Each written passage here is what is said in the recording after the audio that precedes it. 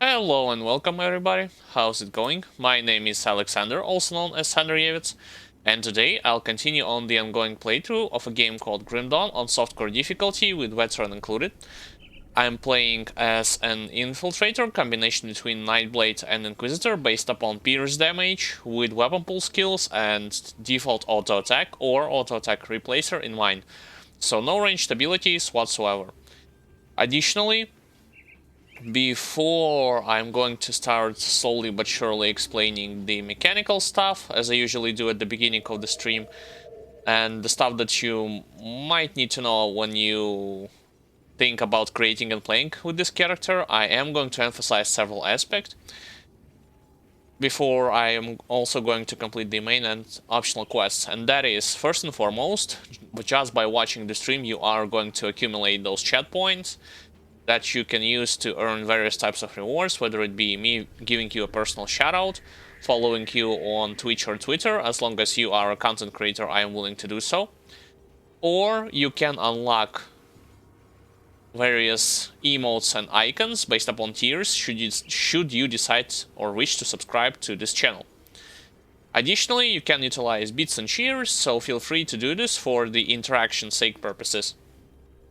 Not only that, but you are free to ask your questions in chat or your statement, and I'll do my best to either comment on them or ask them as elaborate and as informative as possible. Also, I'm using a mod called Grim Internals that allows me to auto pick up blueprints, lore notes, rare items, components. Additional stuff include the highlight of my HP bar, my enemy's HP bar, as well as debuff icon on me and on them, so for me it's going to be better to actually see if I need to reapply the debuff on them or I need to leave it as it is. You can definitely play this game without it, but it's just mostly made for a quality of life changes than anything else. I am playing already on second difficulty, like I said, on Elite. On previous stream I had completed pretty much everything with the exception of Tomb of Heretic on normal difficulty. I'm talking mainly about main quest and secondary quests. I am going to refer later what... Actually, I can talk a bit right now about my goal when it comes to this character. Like, what am I trying to achieve? What my goal when it comes to... What are my goals when it comes to items and such, so for you it's going to serve as a better understanding of what am I aiming for. First and foremost, I'm aiming for the completion of all the 3 difficulties, talking about the main campaign and such. So, faction quest, secondary quest, main quest. No secret quest, about them I'm going to mention a bit later. Then, my goal is to obtain the Shattered Realm set, and this is a set that each and every one of you can obtain as well if you do not have a specialized set dedicated to your main build and you just want to have an alternative that is going to increase both your damage, your defense, as well as give you some pluses towards your abilities. And this is where Shattered Realm set comes in handy. You just have to know that to obtain it, you are going to go for your... Wow, I destroyed that rat pretty much easily. You're going to go for your ultimate difficulty, because only there you can collect it. The second thing that you're going to do is you are going to complete 65 levels of the Shattered Realm. This is your equivalent of rifts in Diablo, so it's going to take a while, but there are sort of a checkpoints, I believe, so you are not going to always start from the beginning. You can start from, I believe it's every 15 level, but don't quote me on that just because I haven't experienced it by myself. But nonetheless, Shattered Realm is my #1 goal when it comes to ultimate well, yes, an ultimate difficulty, that's equipment based. The next stuff is, when it comes to weapon, I'm going to collect those swords which you can obtain should you go left from your homestead. You know, the territory full of bugs, they are called infested farms, so on and so forth. And you basically can farm them, regular ones, elite ones, even bosses, or should I say the boss, that is the queen in the hive. Before they are going to drop those swords that I or you are looking for in terms of suffixes and prefixes. Since I'm building this character around pierce damage, I'm mostly interested in such suffixes as puncturing, that adds a lot of pierce damage and physical damage, and prefixes as your electricity, which adds more attack speed, or vampiric stuff, which can add more attack damage conversion to life.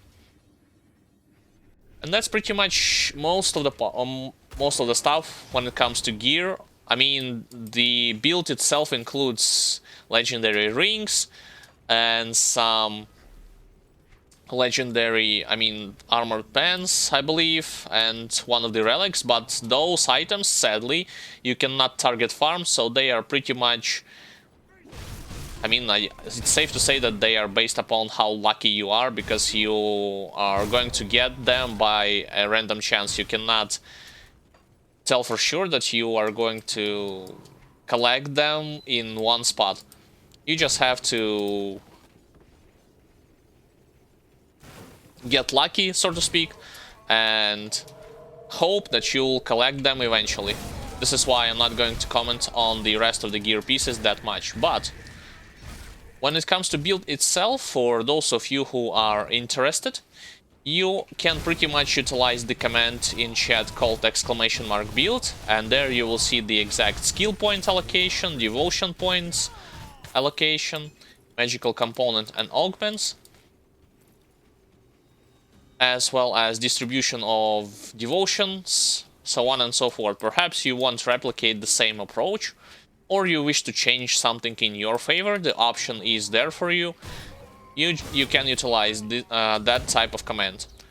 On that note, be sure that you are checking the general list of commands and commands dedicated specifically to the Grim Dawn, because some of the questions can be resolved partially with the help of those commands. Don't be shy, don't shy away from using those commands.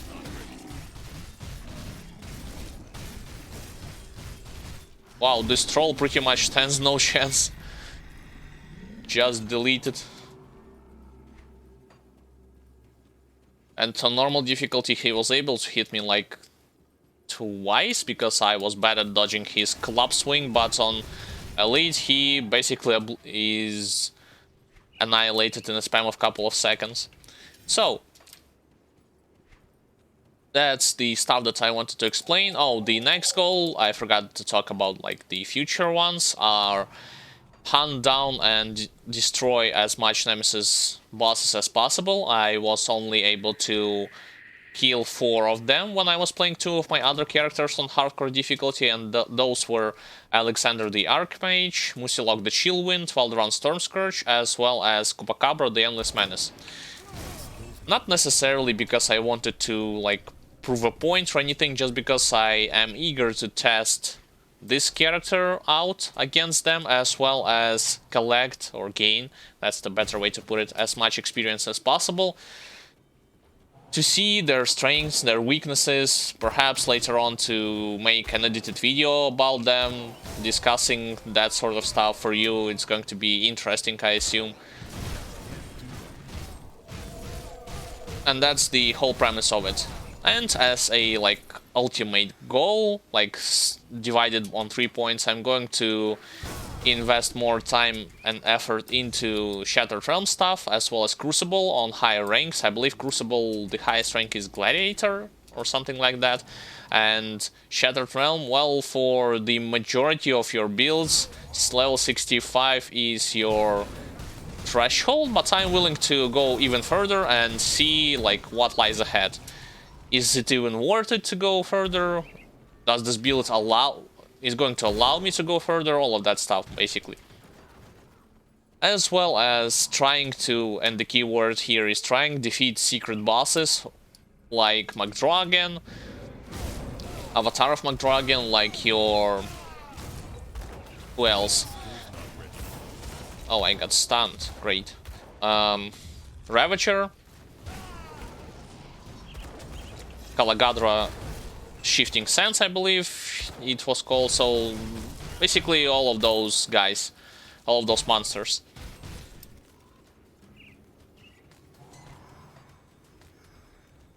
Alright. So far I had defeated all of those... I mean, destroyed all of those forges. Let's just move on. I'm going to return back to the Rover's encampment later on, once I will complete several other quests beforehand, because it's just gonna save me some time rather than moving back and forth. However, if you're just playing for the first time through this game, yes, you can, and you do not know a lot about those quests, you basically can return as soon as you complete one or two to the encampment, speak with your quest givers, and accept the new quests. Oh, against this guy I should be careful, because he might, by a chance, have a reflective aura on him. Or reflective shield. No, not this time. But it's still worth to mention. When you are playing any kind of physical damage build, be very careful when you're fighting this type of elite. Because he might have that shield that gives him a lot of reflect. And all the physical builds, Pierce, Internal Trauma, or... Pure or a combination of those types are vulnerable to the reflective mechanic.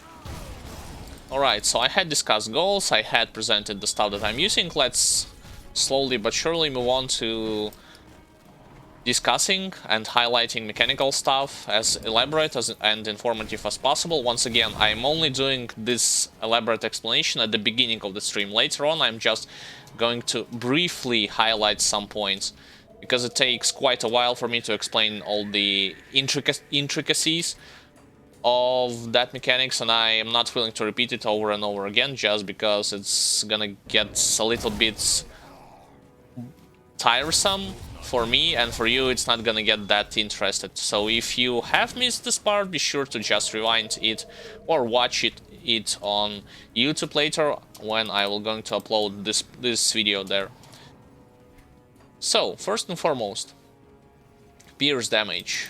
What do you need to know about Pierce? Well, Pierce, being a part of physical damage, means pretty much that when you are collecting or going to collect and wear on yourself items that is going to add to you percent or direct based physical damage, even though an item might not have Pierce in it, you are still going to see how you indirectly increased your DPS. And that's one of the key factors that you need to know when it comes to Pierce damage, at least. So yes, I know that the best option for you is always search for the items that are going to give you only good amount of Pierce and physical at the same time, but it's not going to work 100% of the time in any ARPGs, if you ask me. So for an alternative sake, you have the option, and in my opinion, and in my case for instance, I had done the same, and it's pretty much wasn't lacking in terms of single target damage or short area of effect damage, even when I have collected those items that only have physical damage on them or slight pierce damage. Right, this is the tier 1 monster totem, let's destroy it. Should not be that hard.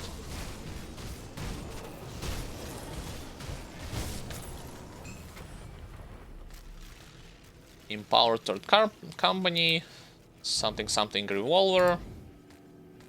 The next thing that you should know about the mechanical stuff is that pierce damage is going to allow you to ignore certain portion of an enemy's defense or armor. Once again, only certain portion. It's not going to allow you to ignore all of it, like for instance internal trauma builds, but certain portion it's still a good thing for you to know. Why? Because in early acts you will be encountering those monsters either with the shields on them or with some armor that you can clearly see that they are wearing, and because of that, because of the pierce damage and all of its additional mechanics, its bonuses, you are going to defeat them quickly enough. But when you move later on into further acts, Act 2 and especially Act 3, and right there you'll see that you'll encounter those Templars, fiery ones, or Revenants, yeah, those guys.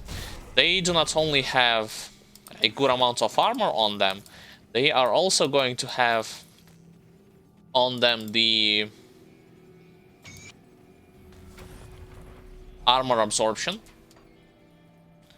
And to counter that, like to combat straight against it, you would have to search for additional means to reduce their defense even further, whether it be through resistance reduction abilities that I'm going to talk about later, or through devotion points, because by default, like, your only pierce damage is not going to cut it against their defense, and that I am telling you firsthand from experience.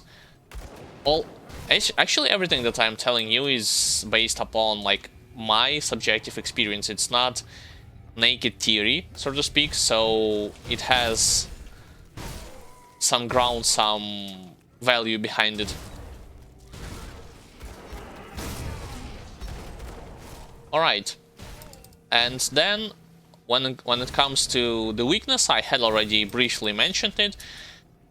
Yeah, that's not necessarily the weakness of this character, but rather the vulnerability of any physical builds, and it's their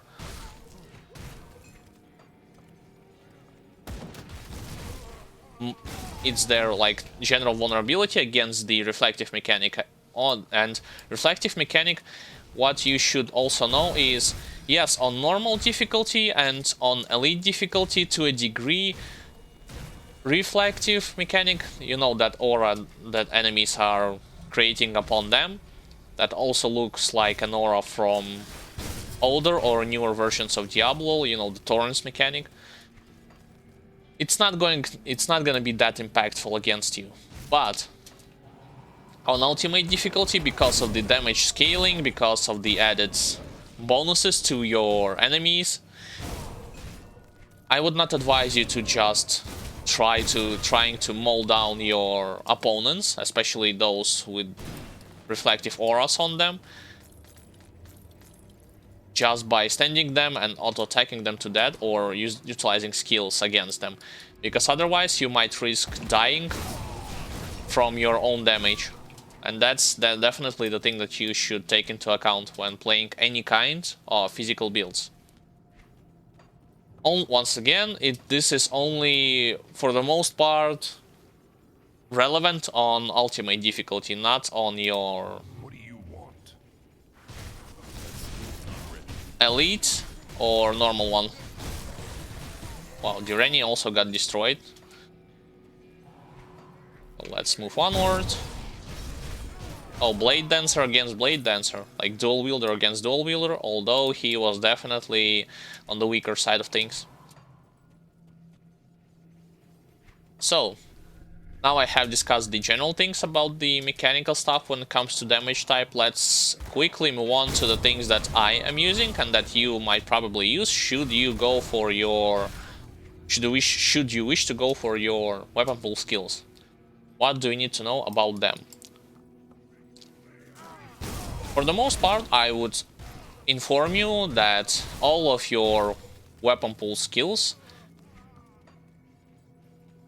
from the Nightblade skill category, I do not know about the other characters, but at least from the Nightblade point of view, they are based upon, their speed is based upon your attack speed. So the more attack speed you have, the faster you're going to deal damage, or should I say, the faster the animation of your character attacking your opponents is going to be. However, even with that said, some of your weapon pool skills abilities are slower, despite the fact that yes, you might accumulate great amount of attack speed, they are still not going to be on par with each other's speed. And do not worry, I'm going to mention about their speed later. So, another thing that you should know is every weapon pull skill in this game, should you invest enough point into it, is going to deal way more damage than your regular auto attacks. But for balancing purposes, developers decided to counter this, quote-unquote counter this, in the form of adding a certain chance for you to use this ability. So you're not going to 100%... You're not going to see that your weapon pull skills are going to work 100% of the time. Each of them have their own dedicated number when you invest certain amount of points into them. For instance, at level 5 out of 8, each of those 4 weapon pull skills from Nightblade's tree is going to have only 20% chance for you to use them. The more points you are going to invest here, you are going to only increase the damage on them, but not the chance to be used. Not only that, but additionally, those abilities have something extra on them in terms of utility-wise or damage-wise, and I'm going to talk about them as well as soon as I will defeat the Darius Cronley.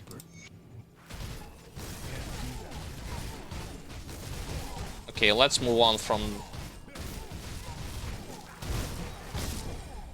Yeah, he has his aura, this is why I'm not damaging him. Okay, now aura went off. Wow, this took way less time than I would expect. He only was able to cast it once. Got hook belt. Bleeding damage, physical, internal trauma. Oh, got it.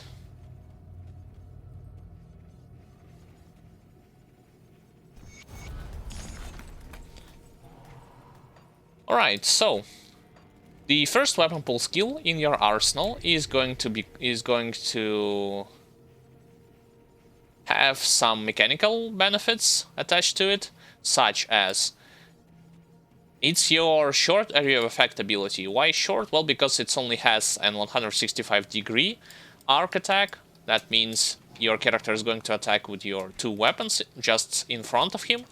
And the maximum amount of target that you're going to hit is limited to 3, so you cannot exceed this amount. Additionally, this ability called Belgottian Shears, I forgot to tell you the name of it, is going to have added bonuses in terms of damage that you can accumulate from your main hand and offhand. Basically the weapons that you are wielding on right hand and offhand. Oh, and on that note, those weapon pull skills are only working when you have the dual wield weapon, so basically weapon in each hand. Not only that, but the skill itself is going to deal added physical damage as well as percent-based pierce damage. And as an added utility bonus, this ability provides you with a chance to stun your opponents for 0.7 seconds. Yes, I know it's not that long, but you should take into account the fact that some enemies in this game are more vulnerable to stun effect by themselves, some are less vulnerable. So it's not like you are going to see that you have the luxury, so to speak, to always stun your enemies with that ability. It's not necessarily the case. But at least those who are vulnerable to it, with the help of this ability or other skill that also has an added stun effect bind to it, you pretty much can stun lock them to death. And they are not going to be able to either cast an ability against you or trying to attack you back with their melee attacks or their skills. Okay, I'm swiftly completing those quests. That makes 2 of them, and the other I need to get back to Devil's Crossing for 2 more. Mainly collect dynamite quests, and the second That is going to send me further away into the homestead territory. Well, the world, damn, now that we're...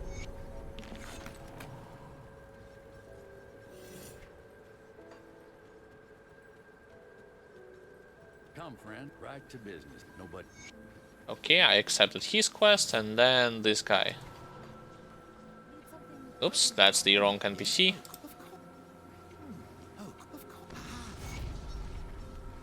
There you are. Nearly a century ago, a man named Oswald Hart.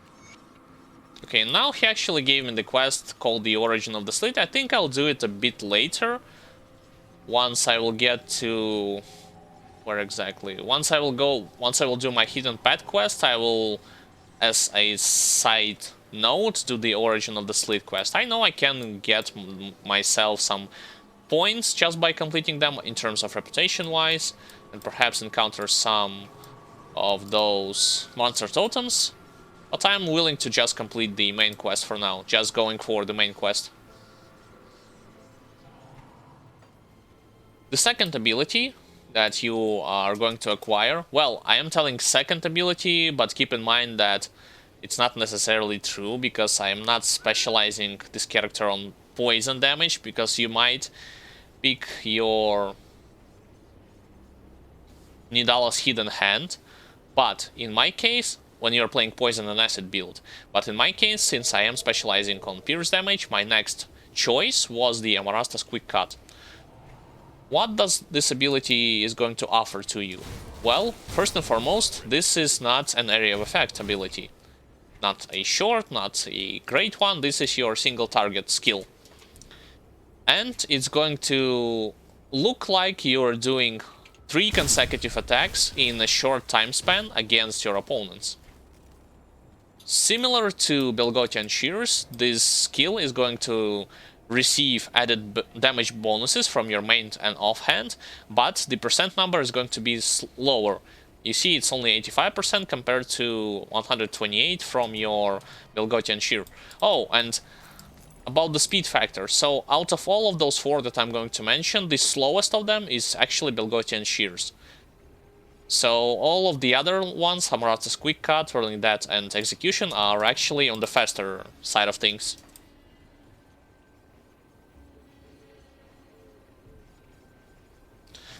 And when it comes to Quick Cut, you are going to deal also pierce damage. I believe it's your direct one, so it's not based upon the percent number. Not only that, but this ability also is going to have like crit damage bonus. That means once you are critting your opponents because of the added crit damage, you're going to see huge chunks of health from them missing. Well, because critical strikes and all that stuff, I think I do not need to explain why critical strikes in any games or and ARPGs especially are so useful for you. Alright. When it comes to the speed factor, like, let's stop and talk about the speed factor, like why it's so important on your weapon pool skills, abilities, especially with the characters that are relying on them. Pretty much think about it in this way, like, you are a character who relies upon, like, when you are generating health with the mechanic called attack damage conversion to life, and with that purpose, for that purpose, you need to attack your opponents as fast as possible, right? That's all great, but when you find yourself in a clutch situation, I would think that your chances of surviving is going to increase, not necessarily when you hit them the hardest, but actually when you hit them in the quickest manner that's possible for you. And I know I have talked and explained to you that you cannot actually influence how one weapon pool skill is going to appear over the other, because they all have the same chance to be used. But the fact of the matter is that even with that said, you are going to see that your health is going to regenerate faster when you are attacking your opponents with quicker weapon pool skills, rather than with those that are slower by default.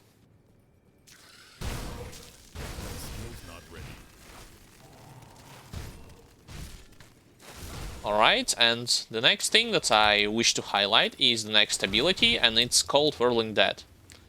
Similar to the previous two ones, you are going to receive added damage bonuses from your weapon, from your main hand and right hand. Capped at, if I'm not mistaken, 115%. I'm going to double check once I will defeat this boss. Yeah, 115%.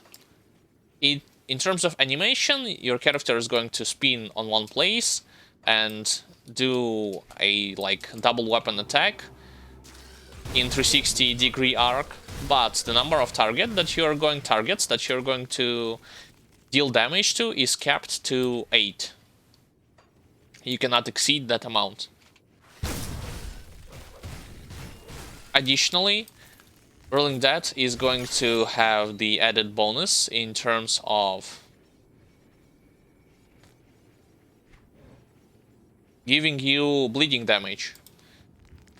And those abilities, let me explain to you what do I think about them, especially you will encounter those types of additional damage that you are not playing with on other skills in this game as well. But from my point of view, their usefulness is going to outrun once you go from normal difficulty to elite and from elite to ultimate. Why exactly? Well, because your character is going to specialize only in one type of damage, and having another damage type on any of your abilities is going to be noticeable against those opponents that do not have a great defense against them or require any type of resistance reduction. But on higher difficulties, your enemies definitely will have extra armor or extra stuff for them to sort of, how should I say, to counter your attempts at dealing damage against them with any kind of additional damage type than your own. Because with your own damage type, you're going to slowly but surely increase it with devotions, with gear that you'll acquire, with skills that you're going to level. But with the other damage type, it's just going to be there, so do not count on it that much, especially once you will going to get to higher difficulties.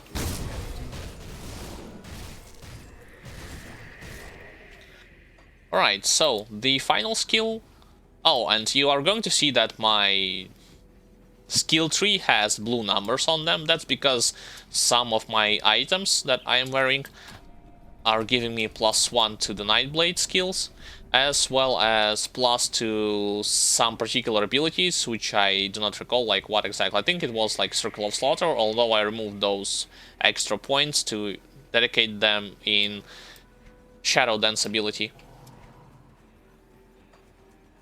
But the thing is that even with that I just described to you, when it comes to Whirling Dead, this is another area of effect ability that is going to directly contribute to your to your time. I mean, not to your time, to your speed with which you're going to level.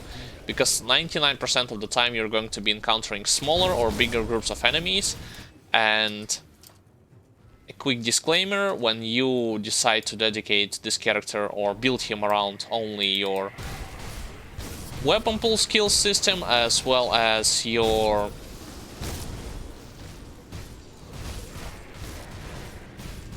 auto attacks, your area effect damage is going to be a little bit on a lackluster side, and that's completely fine by me and by anyone else who understand those sort of drawbacks. But nonetheless, because of this thing directly contributing to your Belgottian Shears ability, your speed with which you're going to defeat your opponents is going to increase. Pretty much it. And the final weapon pool skill that I'm going to mention is called Execution. It also has the same chance like any other of your weapon pool skills abilities in terms of you utilizing it. Not only that, but it receives even more bonuses from your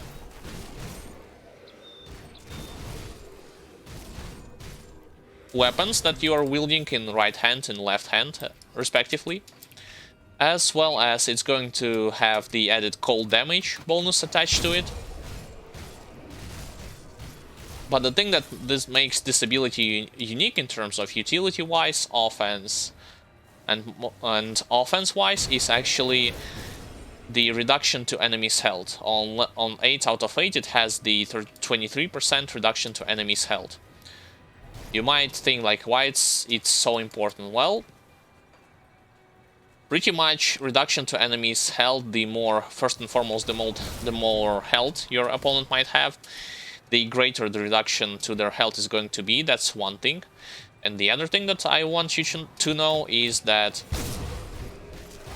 if you are fighting any kind of monster in this game, regular one, elite, boss, and you by a chance was able to attack several times with execution ability against him, his health pool is going to pretty much deplete in a span of few seconds. It works on all difficulties. It's not like, even though on higher difficulties enemies have higher chance, I mean not the higher chance, more resistances against the HP reduction, it still works tremendously against all of them.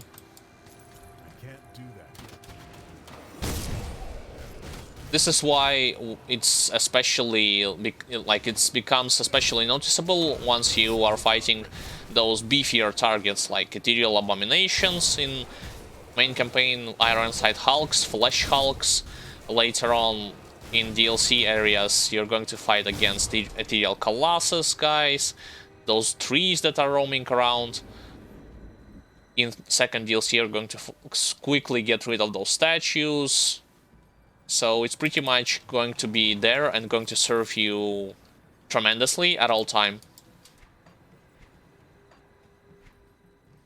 So those were mechanical stuff that you need to know about your weapon pool skills. Now let's move to the other abilities that I played with, that I had leveled with, and that I can talk about them in terms of their utility, their offense, their directly contribution to your offense or defense side of things. First ability, that is a passive, which is going to allow you to dual wield melee weapons, as well as provide you with added bonuses in terms of damage with cold, pierce, damage, and percent based and direct, as well as physical resistance. It's called Dual Blades. Well, the name is self-explanatory, so nothing more to comment on that, I would think. But even with that, you also should take into account such aspects that, because this ability gives you physical resistance, and majority of monsters in this game are going to be dealing physical attacks against you, that means that in terms of tankiness with this character, or his general defense against physical attacks, he is capable of withstanding a lot of incoming blows. I think he's not necessarily going to outvalue the Death Knight, another character that I had previously, well, that I had played before in the past, mainly physical one in terms of tankiness, but it's still there, it's noticeable. In terms of his general defense, he's definitely way stronger than Conjurer that I had played, because you remember I had mentioned a lot of times that when it comes to defense against physical attacks, Conjurer is not on the strongest side of things.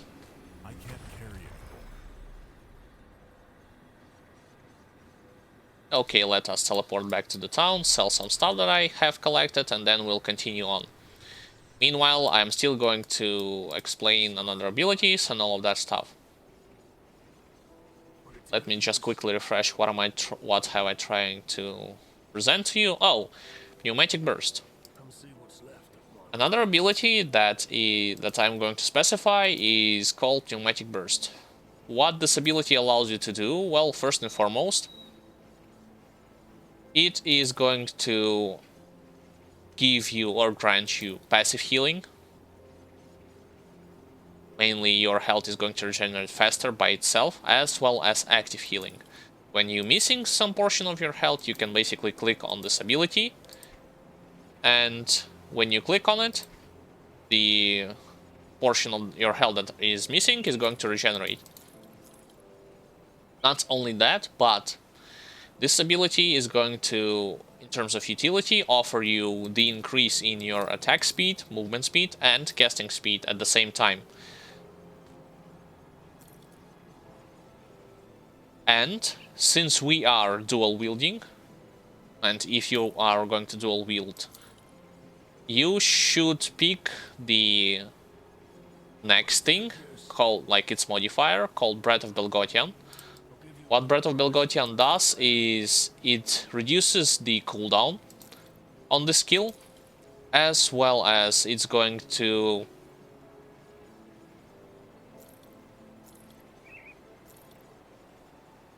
allow you to regenerate more health faster when in terms of active healing. Now, another modifier that I'm leveling right now currently is called Shadow Dance. Shadow Dance is going to directly increase your defensive ability, as well as it's going to give you a chance to dodge either melee attacks or ranged attacks. Regular ones, not your damage over time ones or area effect. In terms of... And it also is going to reduce your entrapment duration, like if you got caught in some sort of a net or freezing trap, whatever the trap you might find yourself in, the duration is going to be definitely reduced.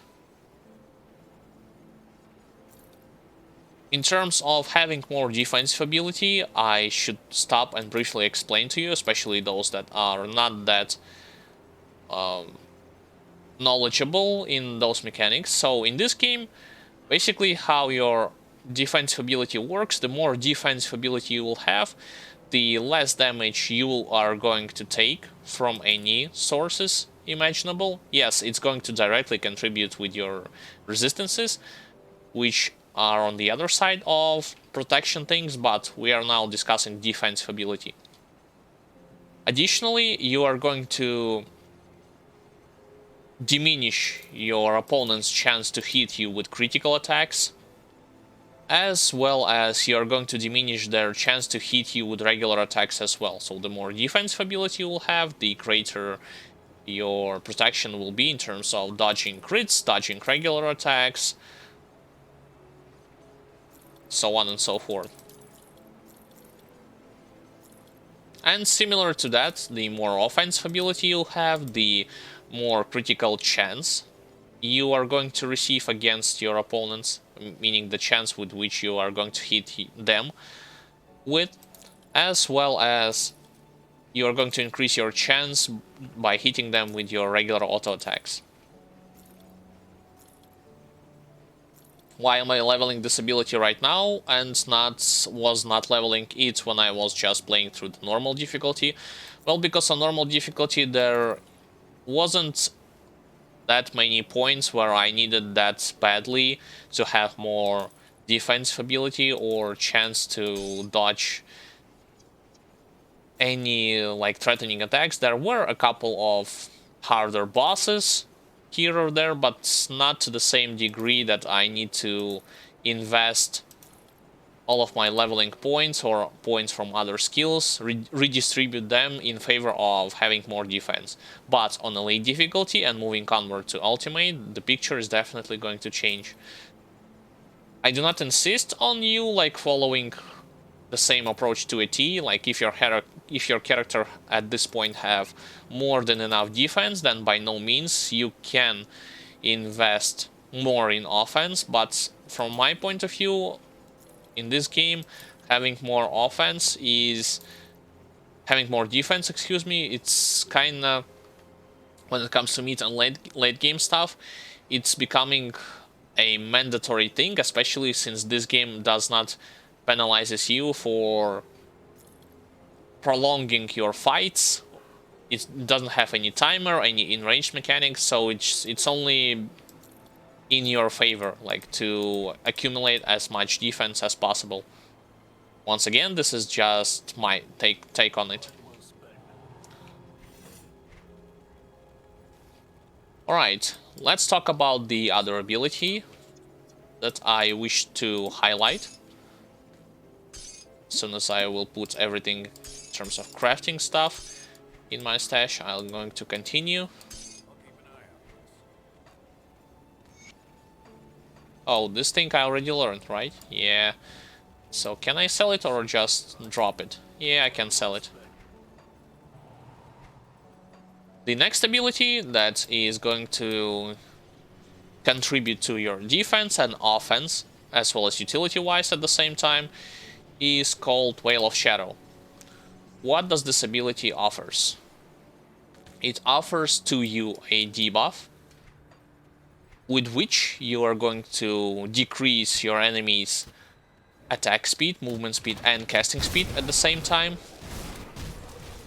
as well as reduce their defensive ability by 130.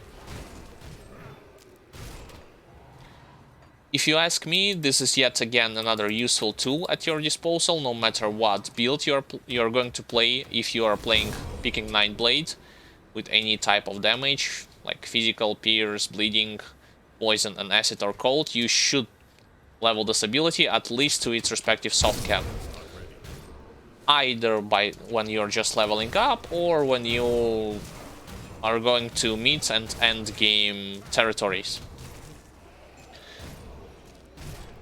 In terms of utility-wise, you are going to notice that in this game some enemies have slower movement speed, for instance those ones, and attack speed, and because of the added bonuses of Veil of Shadow, that is going to decrease it even further, it becomes just a cakewalk in terms of dodging their attacks or trying to kite them around. Let's say you're playing Nightblade with the kiting purposes. Because of the Veil of Shadow, it's going to pretty much allow you to do so.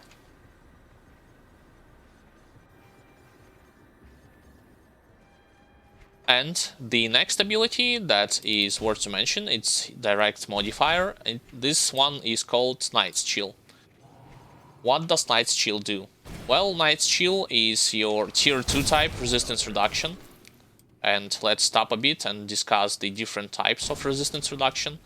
Pretty much your tier 2 type is percent number based, and tier 2 you can stack with other sources that you find in other abilities from your supportive class or from your devotion tree. For instance, Night's Chill is, from my side of things, is directly compatible with my Assassin's Mark, as well as with the ability from Inquisitor that I'm going to pick up later, called Death Sentence. I'm interested in mostly resistance reduction to pierce damage, but it also has the cold resistance as well as poison and acid resistance reduction. Additionally, it has an added bonus that is going to passively deal damage to your enemies with cold and frostburn effects, but like I said before, since I am not specializing my character in those effects, that added bonus becomes mostly a thing that is there and that is present, but that I cannot rely on it fully, especially once I'm going to get even further in the campaign and on ultimate difficulty as well. Higher in the elite and on ultimate difficulty.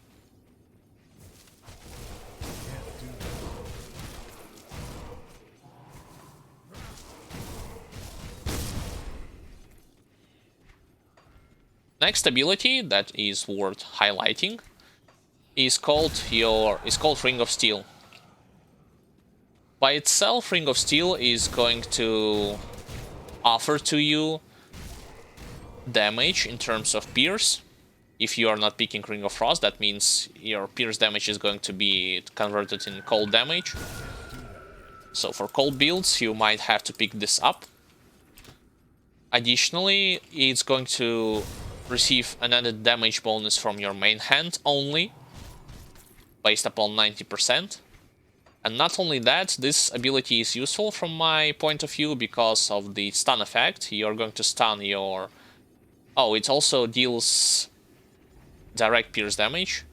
And the stun effect is worth to pick up and to level with, just because monsters in this game, like, they are kind of, no matter what character you're playing, majority of them are designed in terms of their behavior. They want to surround you. Like, even when you are fighting against smaller groups, they always want to attack you from all fronts. This means that if you are fighting against those opponents that are less vulnerable, less resistant, excuse me, to stun effects, Ring of Steel is your best go-to option if you wish to control the crowd. So crowd control effect. Not only that, but it also has the added modifier called Circle of Slaughter. This modifier is going to allow you to have more critical damage. Yes, with this ability you can crit. As well as it's going to add more percent-based pierce damage, bleeding damage, but I already talked about those types of damage with which I like the added types, but with which you're not specializing in. The main point, the main reason why you want to pick this ability over the others is actually your mechanic, like new mechanic that I have not discussed previously, is fumble attacks. Basically, you are forcing your opponents to miss their attacks. You have 100% chance to inflict this debuff on your opponents, but those opponents, they only have the 35% chance to miss against you with their attacks. So this should make logical sense. But if this not, feel free to ask it, and I'm going to explain it in a different way. There are enemies in this game that can also inflict you with the same debuff. And in terms of target priority, I think you should focus them as soon as possible. But we are going to, I'm going to talk about the target priority more in depth a little bit later.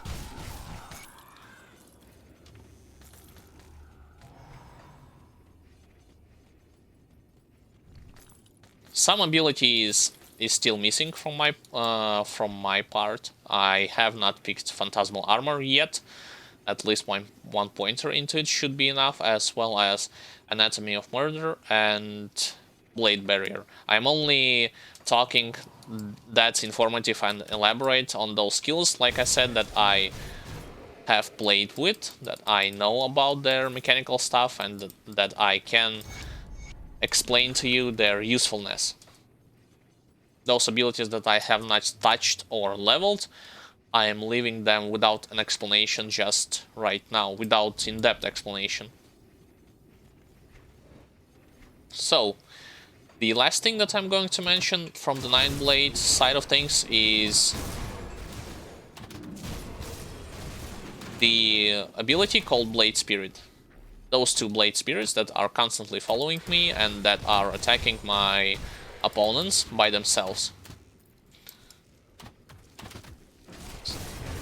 In terms of damage type that this Blade Spirit have, they have cold damage, pierce damage, as well as bleeding damage. Their actual limit that you can summon is capped by 2, so you cannot exceed it. Not only that, but they are pretty much invulnerable to any kind of damage effect from your opponents. You can utilize this to your advantage, especially if you're playing even if you're playing a melee or ranged Nightblade, you can control them with the help of pet command attack, which I'm going to explain why I decided to bind it to the right click a bit later. But because they are not only that, they're going to receive passively, their damage is going to scale with your character. So the better gear you're going to find, the more points you're going to put into your damaging abilities, those blade spirits are going to receive more strength, respectively, in terms of damage. What makes them a word, I think that word to highlight is actually because they are passively spinning around and attacking your opponents. From my point of view, this is a great option to bind to them your active constellation. You know, those that are working on attack. Either critical attack or to have a certain amount of chance, for instance, 20% chance to be active when you are attacking your opponents. In my case, I had at one point I binded to them the Blades of Red, but now I binded to them the Shifting Sands from Azraka, the Eternal Sands constellation.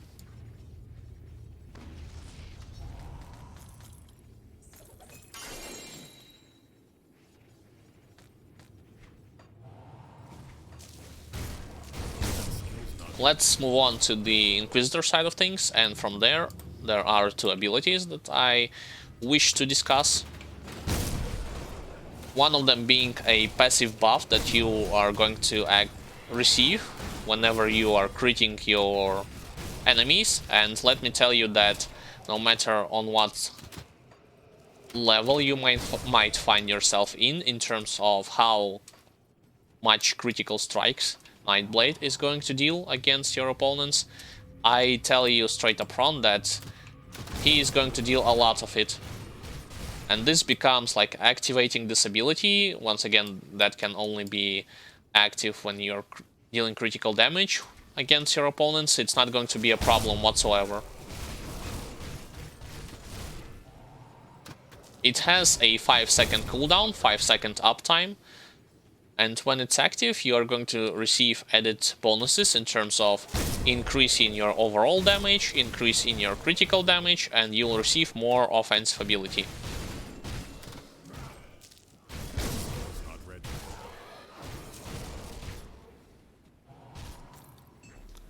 Alright, with that out of the way, the next thing that I wish to point out is the exclusive skill. And remember, guys, that some of the classes, for instance from Vanilla, mainly Nightblade as well as Demolitionist, when they invest 50 points into their mastery bar, that is this plus, some of them do not have an exclusive ability. How to tell the difference when ability is exclusive or not? Well, pretty much read in the description. It says that exclusive skill can be activated only one at any given time in the game. From Nightblade side of things, he only has the Blade Spirit, Execution, and should you wish to play with Shadow Strike, he only has the Nightfall when he invests 50 points into his mastery bar.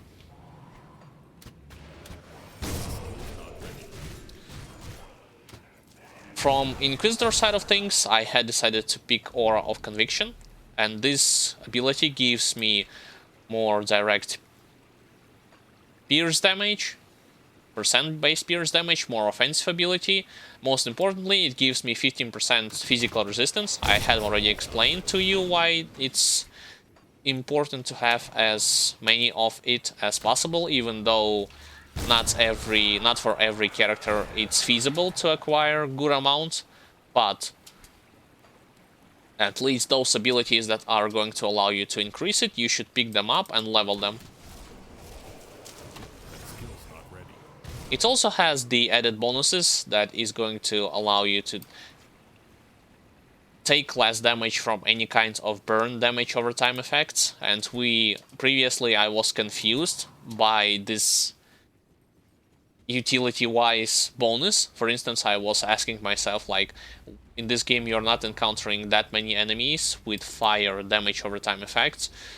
But quickly, like, I remembered that those bandits in Act 2, as well as, if I'm not mistaken, those spirits in Forgotten Gods, on that, or by themselves, they're going to inflict you with that kind of a debuff, and this becomes definitely a thing that is going to allow you to take less damage from their damage over time effects.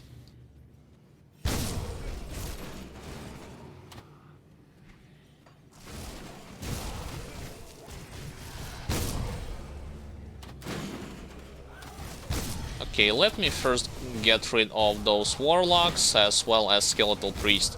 And this is the tactic that you should be doing in this place, because otherwise you will find that you are going to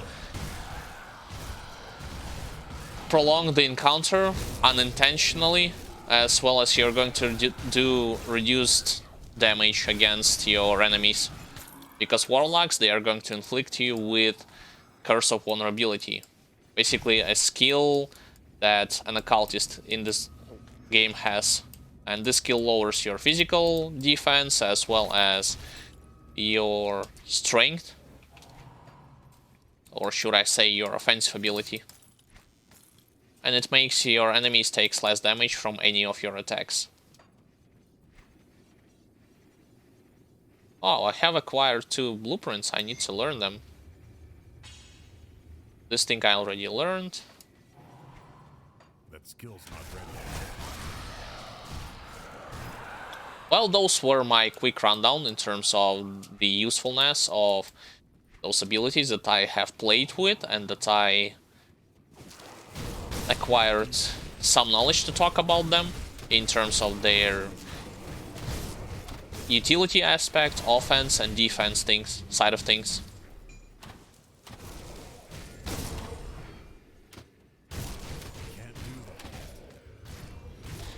Now I'm going to slowly but surely move to another topic that is that I wanted to highlight, and that is the devotion side of things, devotions with which I have played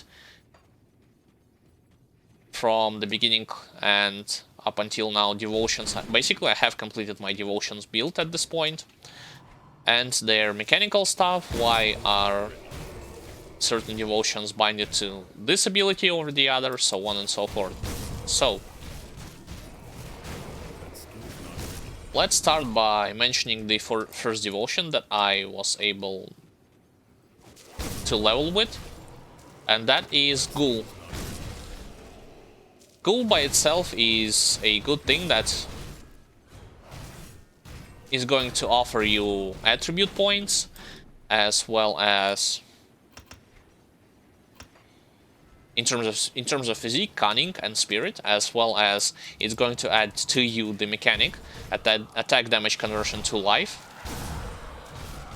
Not only that, but it's also going to give you a very useful circuit breaker called Ghoulish Hunger that is going to allow you to regenerate quickly your HP, to receive tremendous boost to your attack speed and physical resistance, as well as attack damage conversion to life, once your health is going to drop below 45%.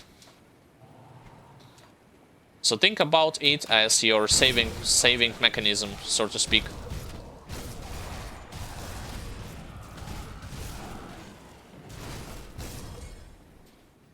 Oh, this is another tier 2 monster totem. Let's deal with it. I mean, with its adversaries.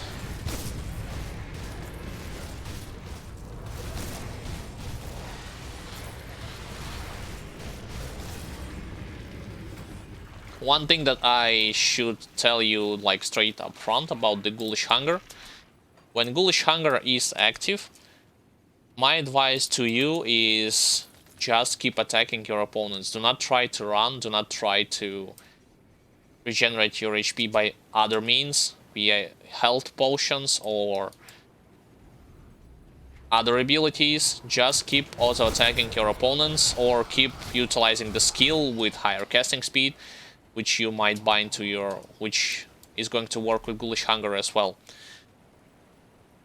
The only thing that could stop you from doing that is hard crowd control effects, whether it be stun, frozen, petrify, and... or you might find yourself in a trap and monsters can attack you from afar. In any other case, my advice to you is to just attack your enemies, and that's it. Because otherwise I had made a few mistakes by myself already when I was trying to move back when Ghoulish Hunger was activated. That's because I was scared of dying, like on an instinct level I was scared of dying, but I should have just kept attacking. And in those instances where I was staying strong on one point on the ground, and I wasn't retreating, so to speak, I was able to overcome the majority of encounters. There are some enemies, like, only run from them if your Ghoulish Hunger had run off and the encounter is still continue, and that challenging opponent or multiple opponents are... majority of them are still up and living. Like, only in this instance I would advise you to run from them. In any other regards, just stay strong on one point and keep dealing damage to them. The next devotion that I wanted to highlight is called Mantis.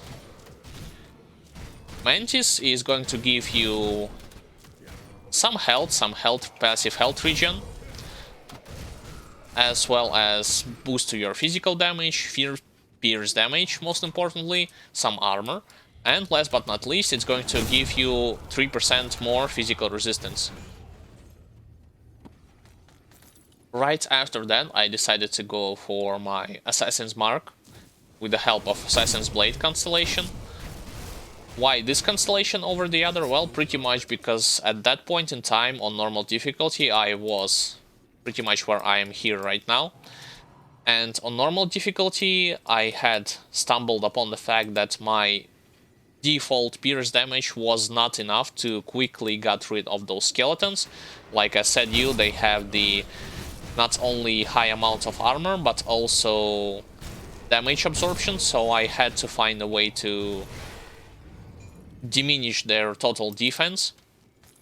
And this was the point where I invested heavily in my Knight's Shield ability as well as in my Assassin's Blade devotion. By itself, it's going to give you more physical damage, pierce damage, as well as more defensive ability and offensive ability, but the most useful thing that it has is the Assassin's Mark proc. When you're dealing critical damage to your opponents, this proc is going to be activated, and their resistance against their defense against pierce damage and physical attack is going to diminish, which is going to allow you to deal more damage against them from any of your swords that you have.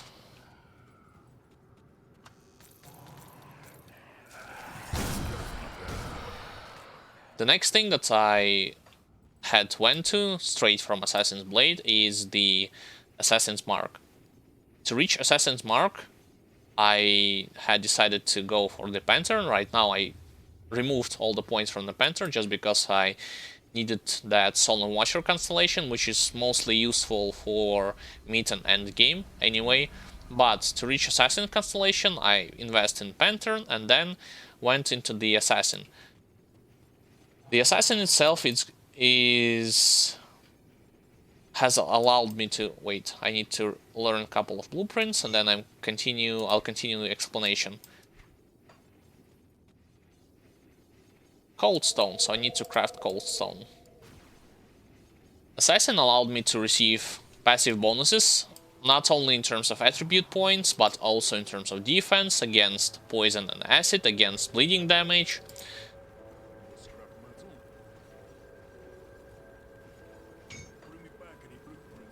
But the whole point is that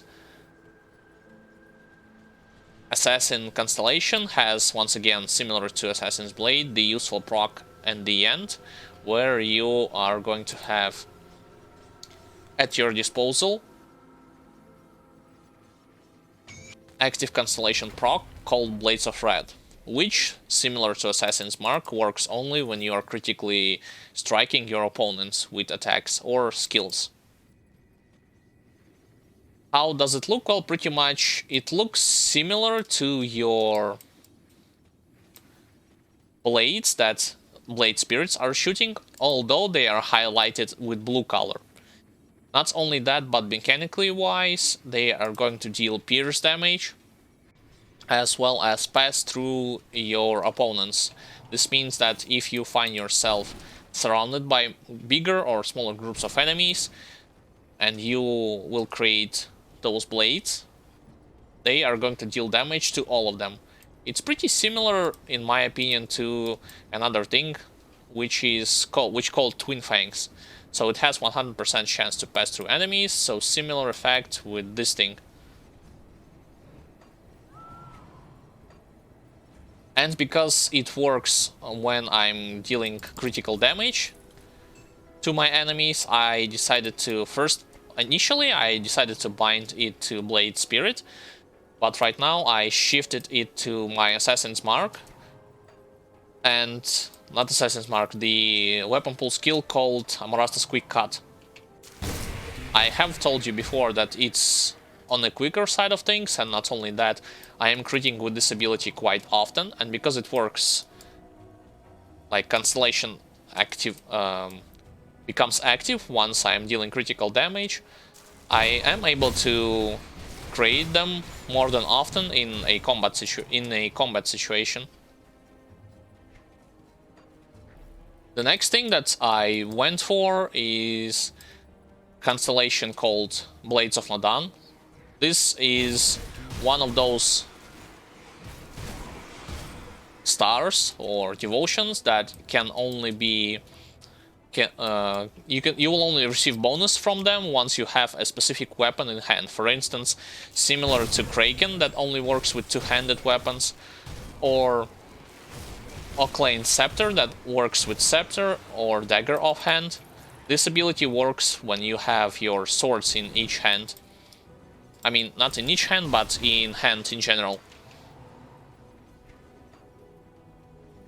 And I should stop and mention another thing, that swords by default require from you more points dedicated towards cunning in terms of attribute ones, but I have already told you before that a lot of Constellation in this build had you covered there in terms of those extra points that you need to be able to meet the item requirement from a cunning side. This is why I will show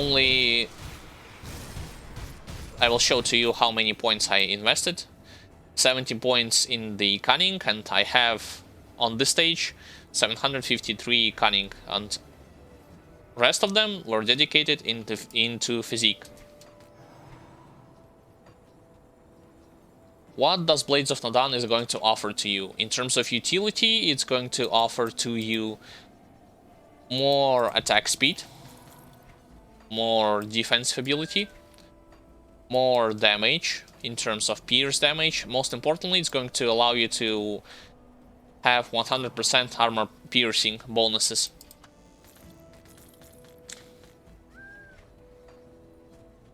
As well as a chance to avoid ranged attacks and melee attacks. I believe it's 2%, it's the initial nod, right? Yep, exactly.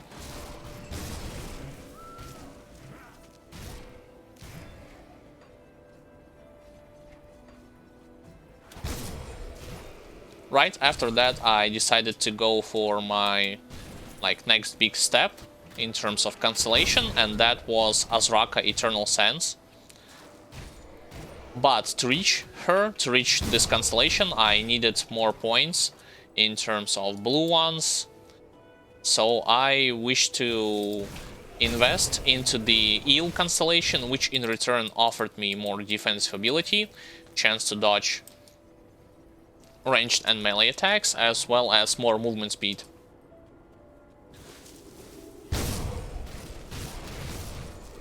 And thusly, I was able to unlock my passage to Azraka constellation. Because of her, because of this constellation, I had received more bonuses, like physical damage, more health and armor, defense ability, movement speed, more health, more defense ability, attack speed and casting speed, piercing damage, physical damage, and percent-based pierce damage, but most importantly, this proc that is going to reduce... It's going to deal damage, physical and pierce. It has a crit damage modifier, so once you are going to crit your enemies with it, the damage will be significant. Most importantly, utility-wise, it's going to reduce target's offense for 3 seconds, offensive ability, and chance to impair aim.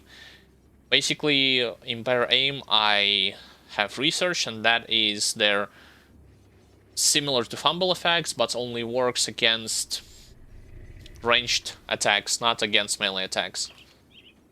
And how is this work in terms of aesthetic? Well, you have already witnessed, it's those sands that are appearing on the ground under the feet of my enemies. It's kind of strange if you ask me. It should, aesthetically wise, it should look like a sand that directly flies into their eyes, well, because of the impaired aim and such, but then again, who am I to judge compared to the developers of this game?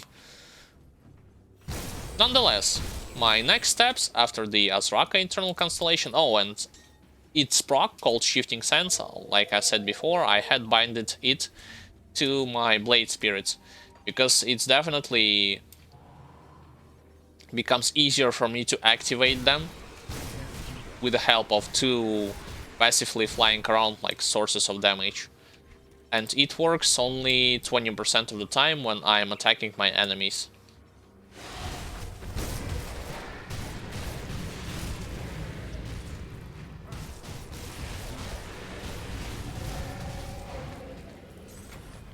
Strange, that was tier 3 totem, although the difficulty here was definitely on the lower side of things.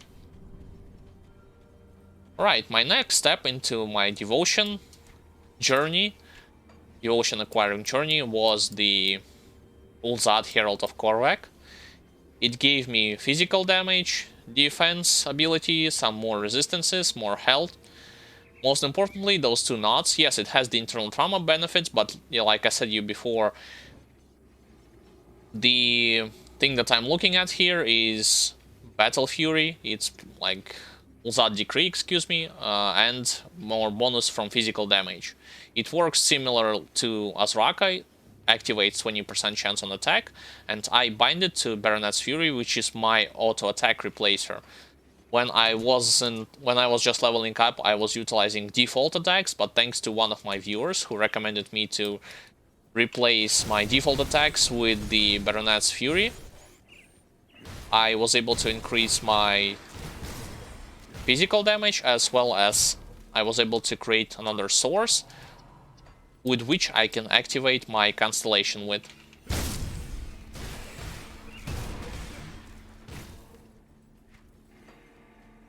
And finally, the devotion that I was able to pick up, like 2 of them, is they are called Sailor's Guide. More physical resistance, more stats, more reduced in the freeze duration, more defensive ability as a whole, and Solemn Watcher.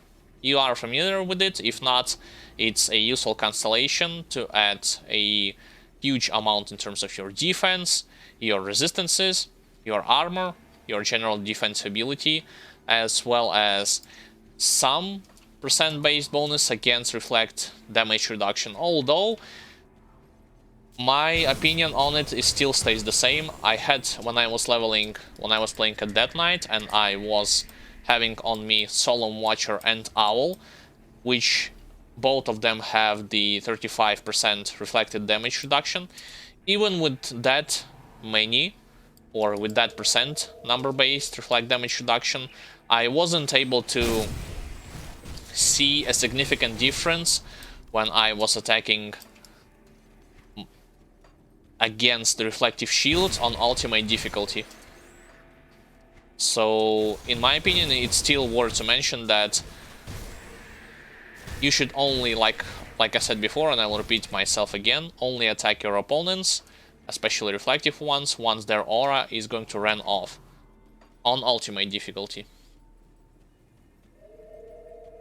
So, that was the quick rundown in terms of skills, devotion side of things, and the mechanic wise. Well, not necessarily quick, but rather informative and elaborate rundown. Later on, during the stream, I will just mention briefly certain some of those aspects. I'm not going to repeat that thoroughly them all over again.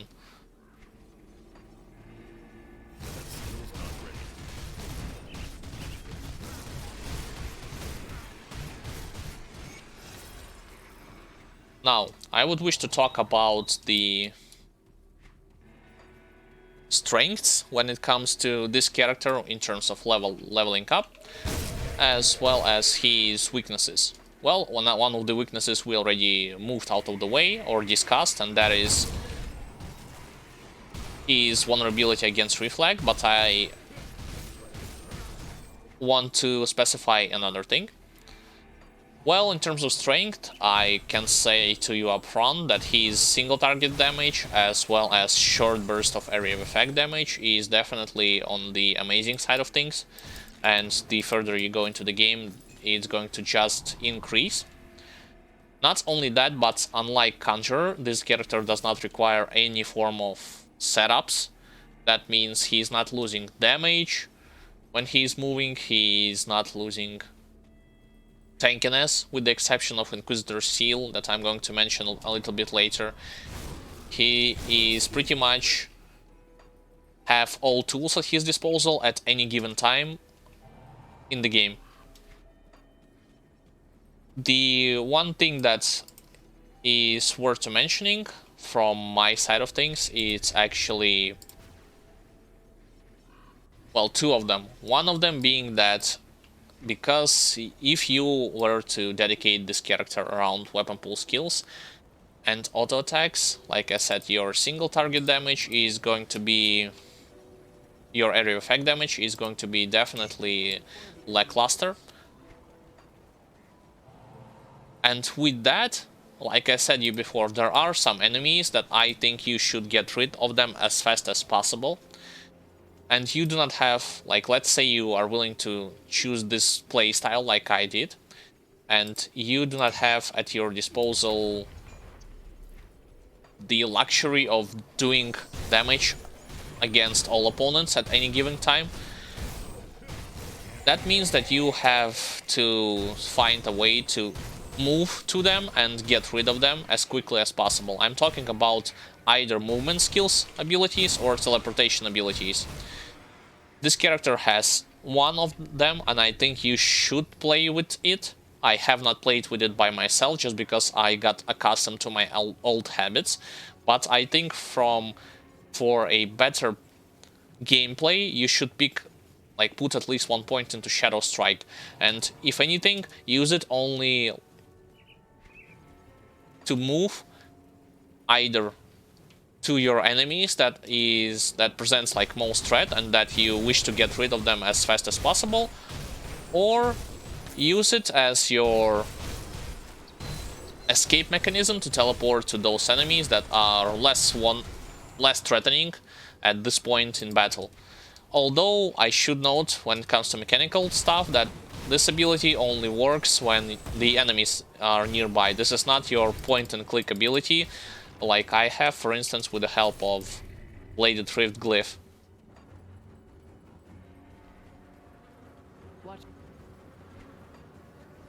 Watch your back.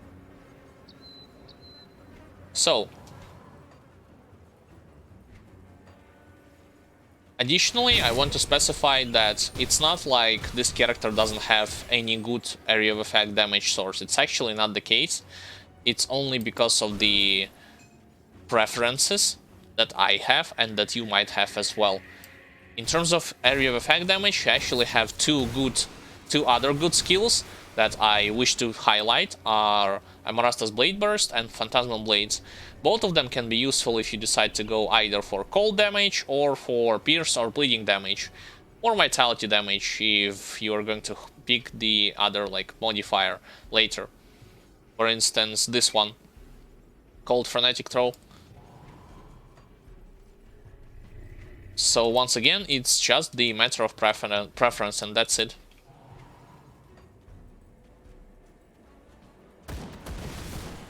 And like I said, in terms of priority of your targets, you should choose carefully, especially if you encounter those opponents that are going to inflect you with fumble attacks or reduce your attack speed, movement speed, and casting speed over the others. But, like usual, I would advise you to reposition yourself and get rid of them without sacrificing that much your defense. Do not throw yourself willy-nilly into the bigger groups of enemies just for the purpose of killing one of them that you will find is the most annoying of them all. Because this is the fastest way that you can get yourself killed, in my opinion.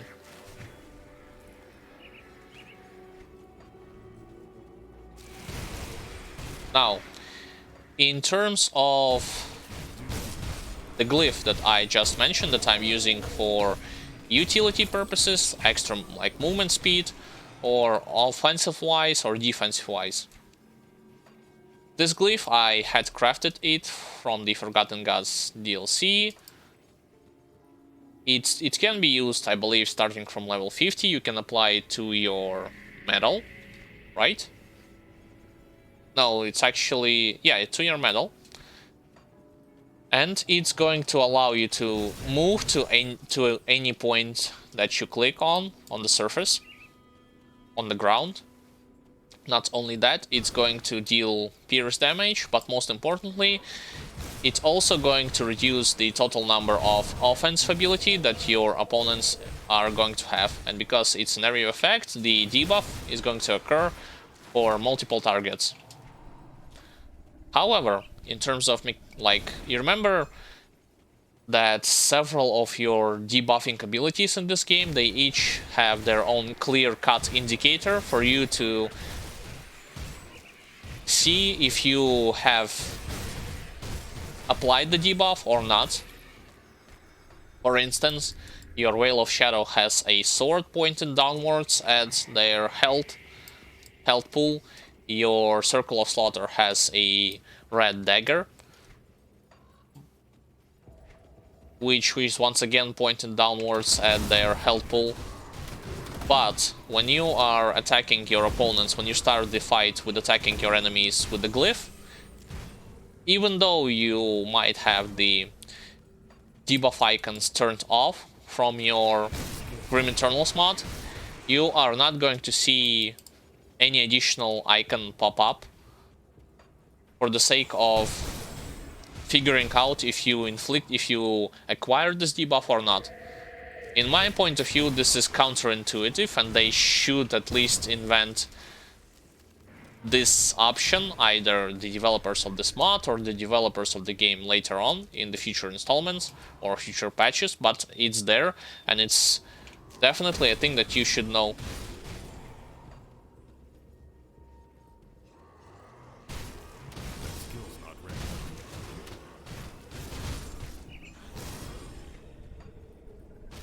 Alright, slowly but surely moving through this territory. I am going to open up the waypoint in the next area, and then I'm going to get back to the Steps of Torment.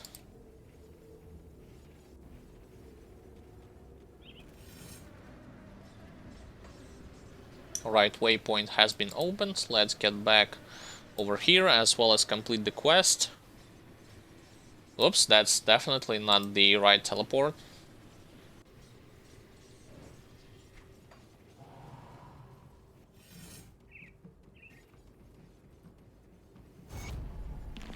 One extra attribute point.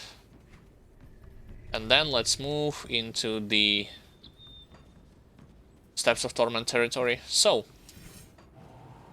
additional benefits of this character include such aspects like I discussed previously as your mobility, your teleportation with the help of Shadow Strike, also your control of the crowd with your Ring of Steel effect, so it's not like you are just going to rely solely on your weapon pool skills or your regular attacks. It's not the case.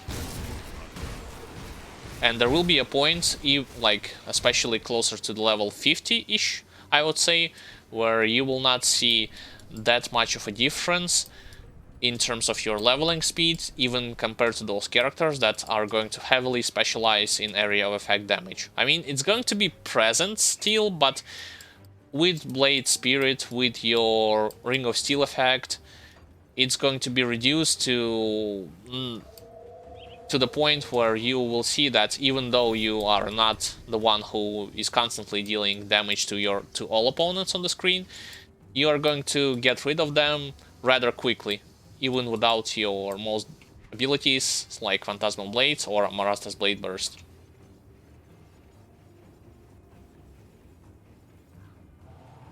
Alright, what is this debuff? Vengeful. Oh. Not the most threatening debuff, but it's still there. In terms of physical builds, I think that two of the most threatening debuffs, which you can encounter either in Crucible, in roguelike dungeons, or in Shattered Realm stuff, are Armored as well as Shattered. Because Armored is going to increase the total defense on your opponents, and Shattered is going to decrease your damage that you are going to deal against them. So those are the two most negative debuffs, which I was able to observe in terms of their impactfulness against the physical builds.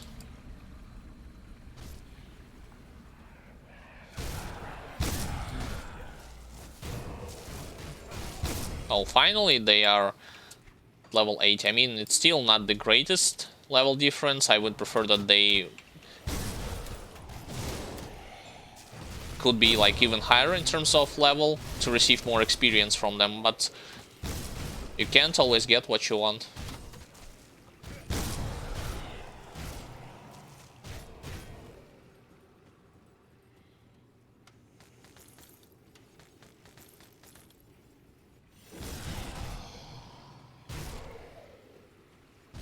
That skill's not ready. In terms of defense that I currently have on my character, you are seeing them on the screen. Majority of my resistances are overcapped slightly. You should also take a note that on elite difficulty, by default, your resistances are going to be lowered by 25% and on ultimate by 50%. So everything with the exception of stun resistance is pretty much on par in terms of soft cap, which is 80% and even slightly over cap. But you should know that I am not wearing any kind of components or augments that can and will improve my protection against any kind of threatening effects even higher.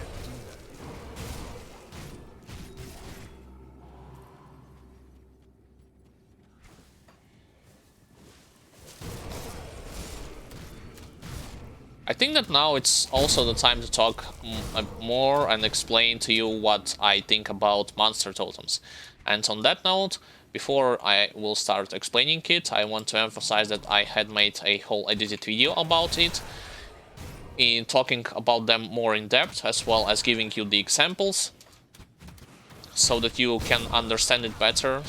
If you, like, after I am going to explain this information and you will still find that some things are useful, I mean, some things are missing, I advise you to check that edited video later, so for you it's going to become only easier to understand the mechanical side of things, as well as seeing a couple of examples from it to fully comprehend or fully grasp the situation that I'm going to describe. So, monster totems. Why are they useful and how are they appeared? Well, they appeared not that long time ago in one of the content update patches that this game have received.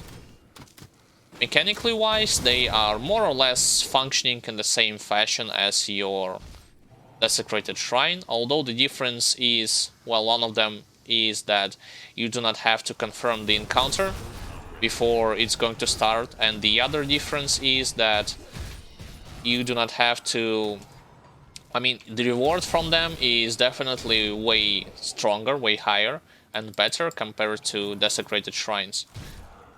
And it's not like they remove desecrated shrines, no, during your campaign playthrough you will find both shrines and those totems along the way.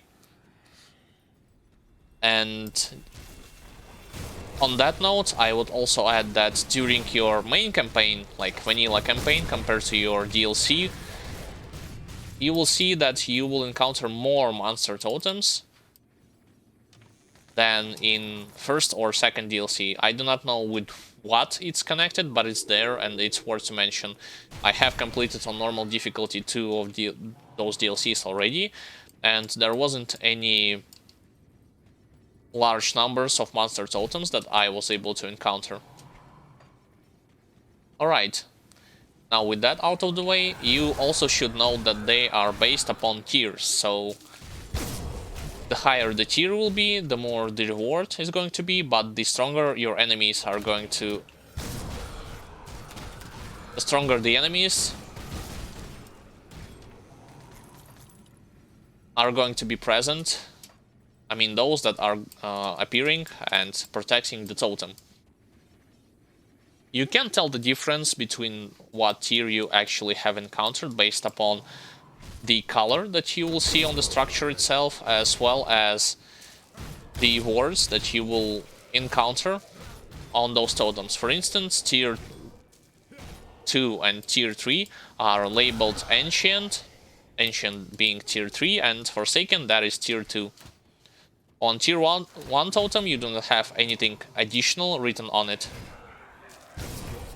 And in terms of color, well, as soon as I will get, or will find, that's the better way to put it, monster totem, I'm going to explain how you can tell the difference based upon the color on the building.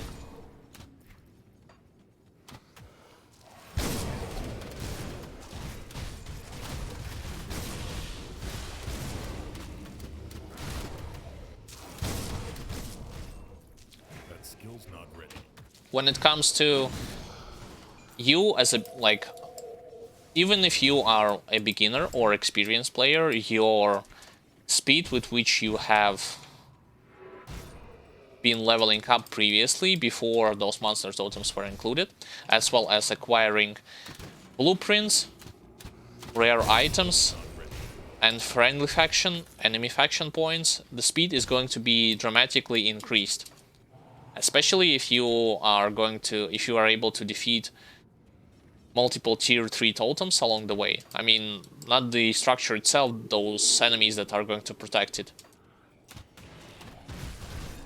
And that is even without those experience potions or writs that can increase the gains with which you accumulate your reputation with enemy or friendly faction. I had experienced it myself from the first hand when I started a playthrough with this character, because 2 of my other characters, monster totems, were not included back then.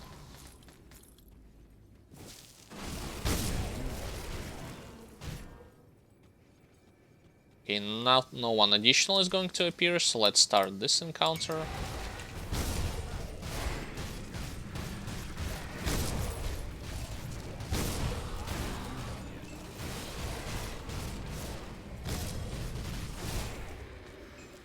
Wait, somehow Skeletal Warlock... I mean, somehow one of those undeads are going to teleport straight behind the wall over there.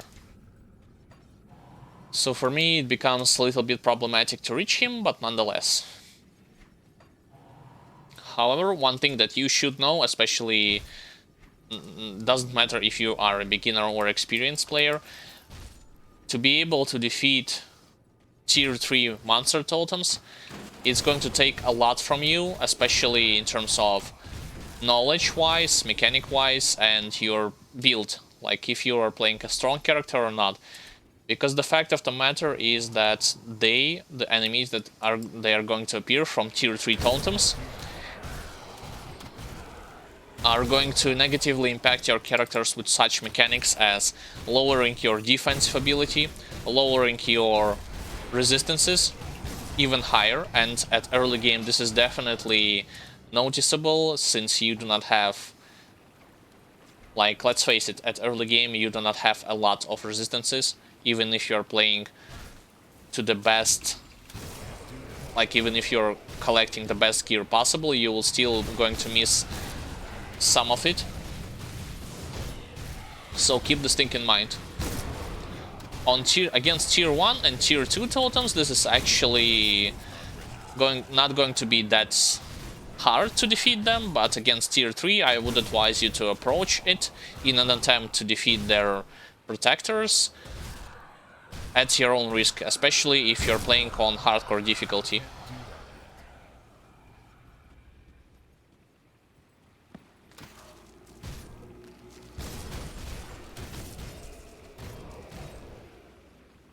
Right, let me open up the Exalted Stash and see what I will be able to collect.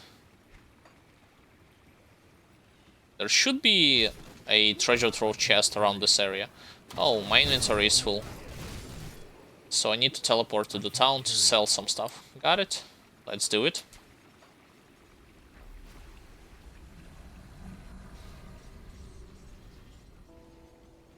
I'll give you a good price on what I've got left. For instance, you can take a look at my screen and see for yourself. Previously, the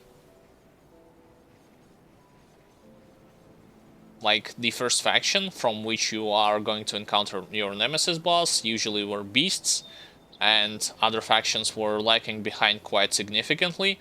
And now the picture is changed to the point where beasts are going to swiftly, behind them is going to swiftly follow either ethereals or, most likely the ethereals, and then Arkovian undead. Later on, Chtonians, as well as Eldritch Horrors, and that is actually the faction that I was encountering in Forgotten Gods, are going to follow. I mean, their nemesis boss spawn is going to appear. Once again, this is without any kind of Fritz improving the negative faction points. And on that note, I would also want to emphasize that on softcore difficulty, the difficulty that I am playing right now, I have not played on it before, so I do not have access to experience points, those rates that gives me 120% reputation bonuses or boosts, as well as any either items that can be utilized for extra experience gains for a faster leveling process. And similar to that, I am lacking quite a lot in terms of blueprints, in terms of items, so on and so forth.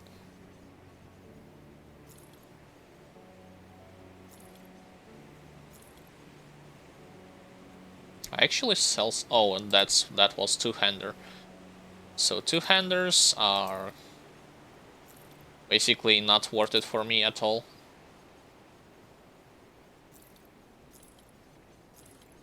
And similar to that is the poison and acid damage items.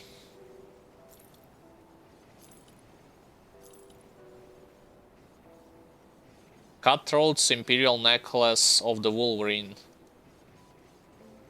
Level 60. Pierce damage, physique, cunning, offensive ability, attack speed, and pierce resistance. Compared to mine, that gives 41%.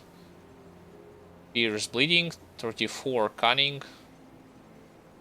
I mean, the amulet is definitely a good one, so I'm not going to sell it. I'm willing to save it.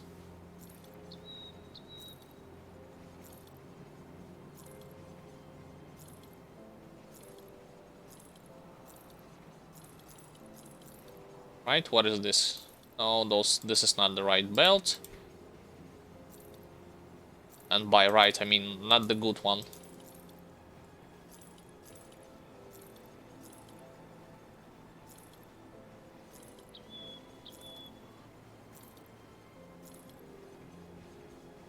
I have not still collected that thing that I need to... that I can already apply on one of my weapons, and that is... Seal of Blades. I mean glyph that gives you those Seal of Blades. Those glyphs you can utilize at level 7, starting from level 75.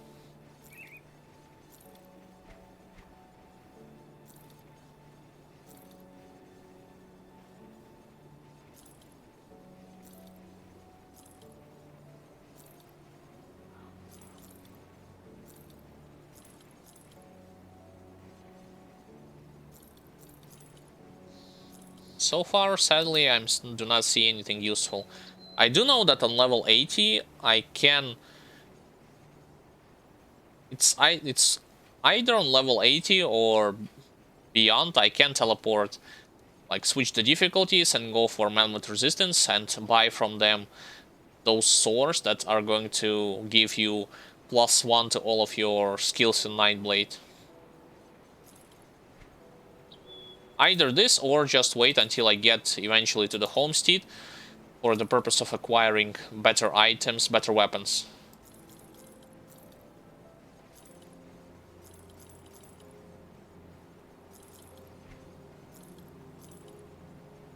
Alright, and the last one. Physical internal trauma damage. Nope, thank you. Wait.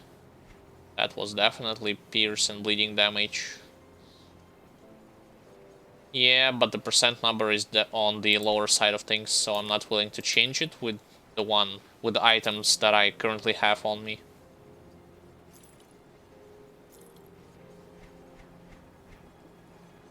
Put it to good use. See anything you like. Put it to good use. Alright, so let's put everything extra back into the stash. As well as this item. I have like this legendary shoulders that I have acquired just because I like the look on them, as well as those shadow grasps. I think I used them for leveling purposes before I had picked up a better equipment in terms of rare item. I'll keep an eye on this. Sadly, I have not acquired the relic called Corruption yet. Nope. And that is the missing part that I need to craft a better relic called Nemesis. Currently, I am wearing with me relic called Slaughter. It gives me +1 skills to Nightblade, pierce damage, bleeding damage, percent-based pierce damage, and more cunning.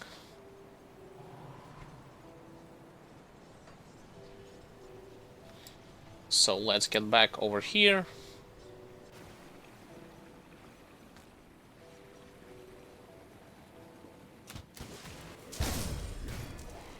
Wow, is there a rain inside of Steps of Torment dungeon? Huh?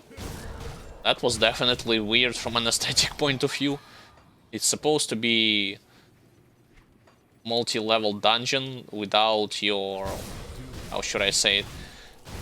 Without any light penetrating its walls, its ceilings.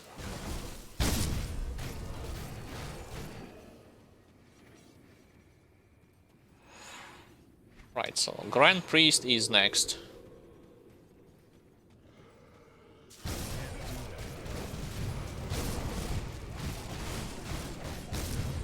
I should move away from his fire. Okay, never mind, Ghoulish Hunger procced. Remember guys, when Ghoulish Hunger procced, just wail down on your adversaries. Yeah, but that was definitely not the best display from my part, especially considering the fact that I was standing a lot of the time in that debuff.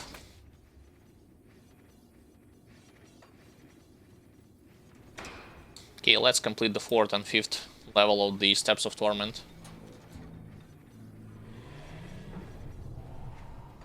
Even though I know that you are going to get here when the outcast is going to send you here for the quest purposes.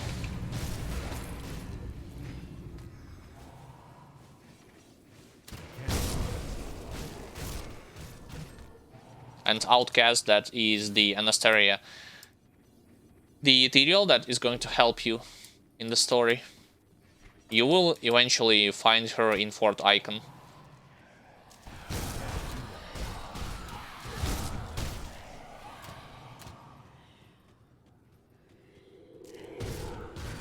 Additionally, I will want to emphasize another thing that, once again, thanks to one of my viewers, I was able to discover it.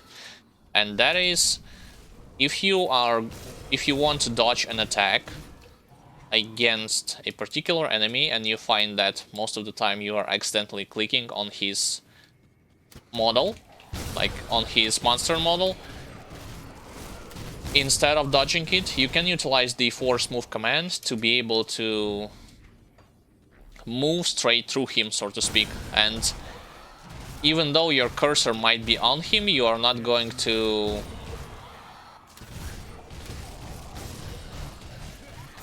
click on him with the purpose of attacking him. You will just move either to his right or to his left. And that is a very useful tool. You can either bind it to one of your buttons on keyboard or to your left or right mouse button.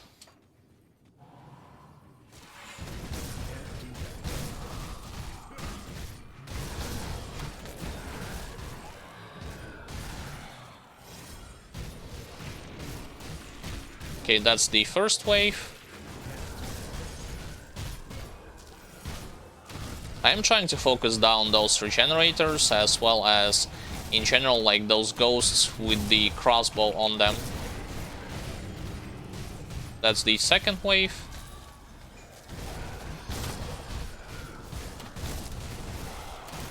And finally the third wave.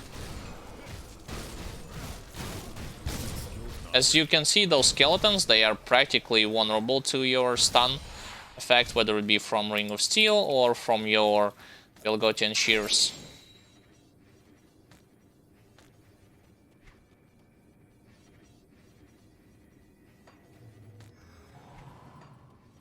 I can't do that yet. Alright, let's move onwards. So, additional thing that I want to highlight is actually the right, like why I decided to bind to right mouse button your Blade Spirit. I believe I had mentioned it briefly, but that's the gist of it is that since your character and any physical damage characters is vulnerable to the reflective mechanic, and the way how your Blade Spirit are designed, you can control them only via the pet command attack, similar to the skeletons that can appear from Revenant Constellation. Proc called Raise the Dead. If you are not going to do so, when you will encounter those reflective auras, enemies with reflective auras on them, and you let your either Blade Spirits or Skeletons attack them, you will see that your character is going to swiftly die from it. And I do not want this thing to occur, because it has happened to me already on hardcore difficulty when I was playing that night, so if I can take control of it, I definitely am going to do so. And I recommend you do the same if you are going to play physical damage character.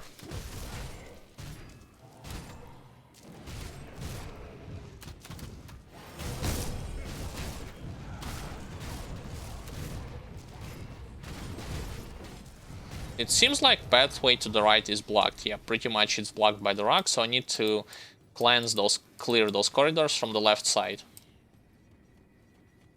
Or perhaps this golem boss, you know, the skeleton one, is going to drop something useful for the Amarasta's Blade Burst or the Shadow Strike. Because I believe in the recent patch they have added that new item, which is pretty much obtainable from one of the bosses in Steps of Torment, and the second rare MI item, you can acquire from bosses, from one of those bosses in Bastion of Chaos territory.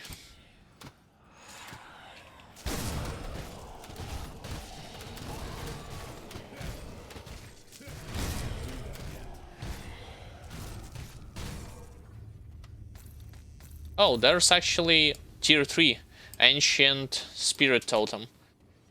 Alright, I'm definitely going to go there as soon as I finish up clearing those corridors.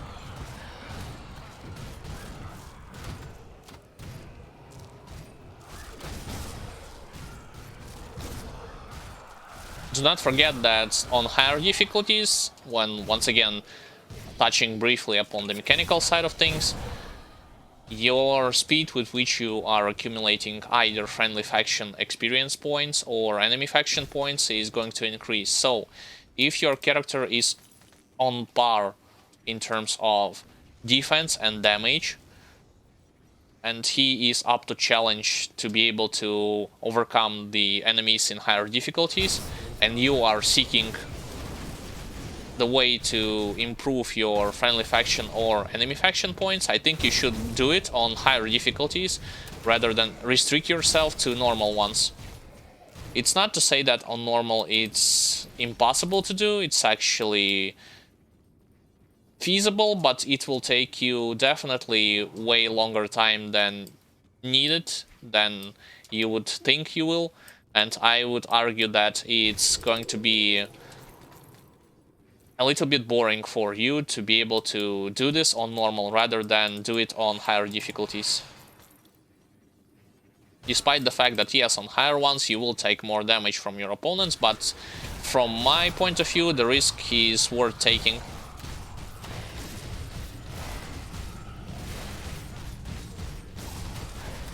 Okay, first phase I pretty much was able to defeat him, and now the second phase, what the hell? Where did he come from? I mean, the next skeleton monstrosity from over there.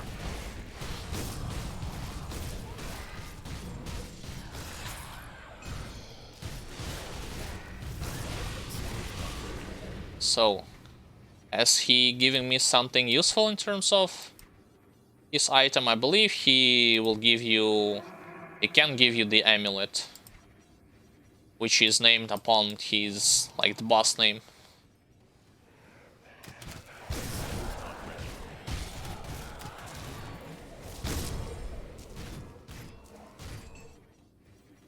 Alright, if something I can utilize the same pathway as my means of escape.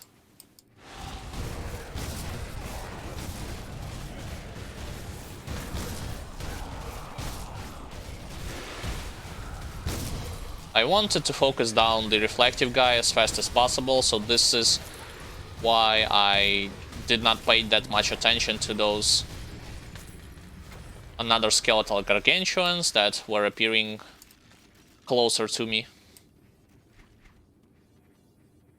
Pierce and poison damage, yeah.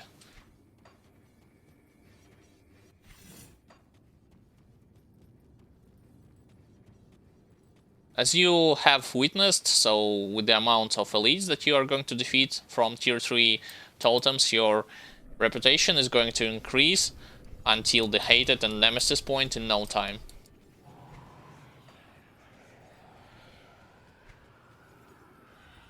Oh, don't tell me that the pathway to the Alchemist is blocked if I am willing to use the right path, not the left one. Because if I'm going to go on the left, it will take me definitely more time to reach him.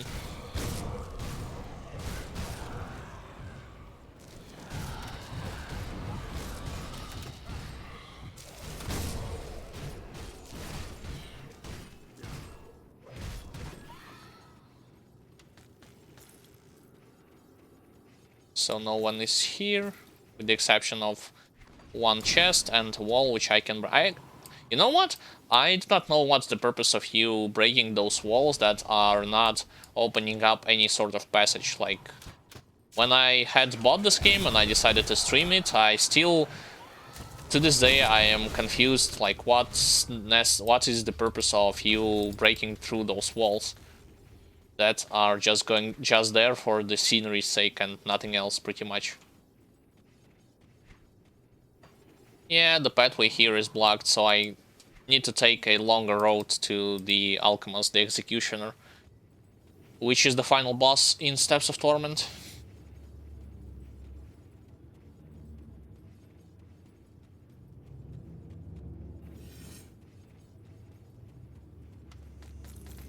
And when it comes to encountering Nemesis bosses, it's actually on this floor when I was playing a physical Death Knight, based upon like physical internal trauma Death Knight. It's here that I fought against the Musilog the Chillwind.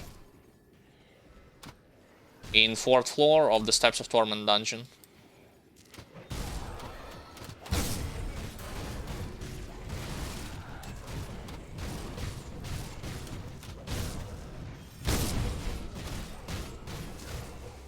Wow, so many priests all of a sudden.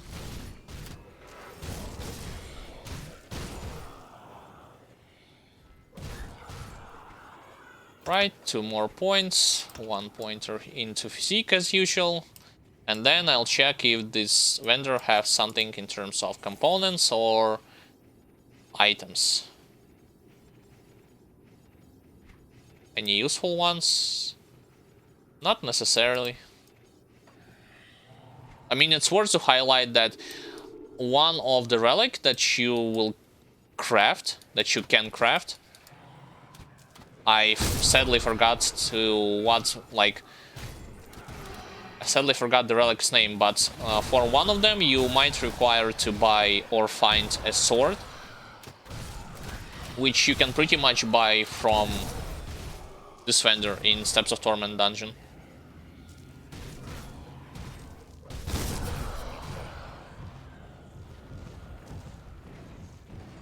Now that I had leveled to the 12 out of 12 the Shadow Dance, I will dedicate the next points that I will acquire to unlock and level the Word of Renewal from Inquisitor side of things, because I need that extra health, less damage.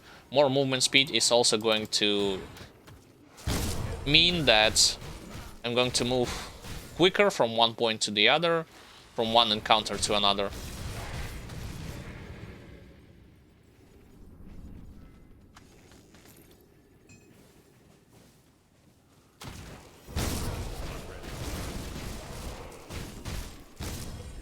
And I think when talking about the Melmoth Resistance, one of their...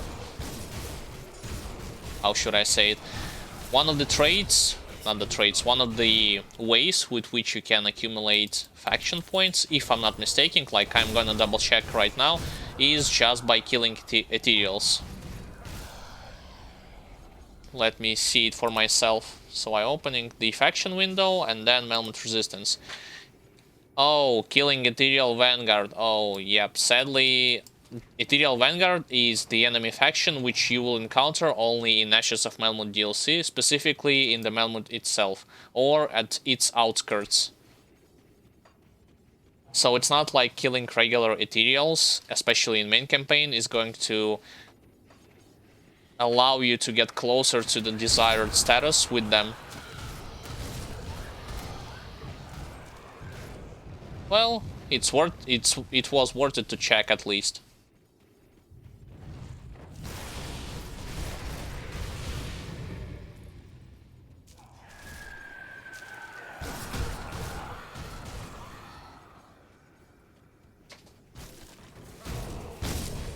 So perhaps my intentions of, at level 80, buying 2 swords that could have granted me +2 to all of the Nightblade skills are going to fade away.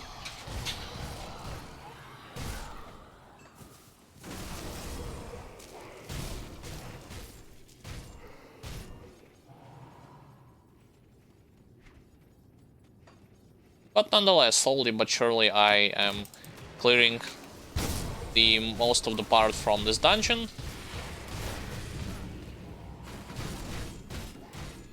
And actually, speaking of those enemies that are more or less vulnerable to your stun, it was a surprise for me that those statues that you will encounter in Forgotten Gods DLC, you know, that stone statues, that logically should not be that vulnerable to any form of crowd control effects, especially harder ones like stun, freeze, or petrify.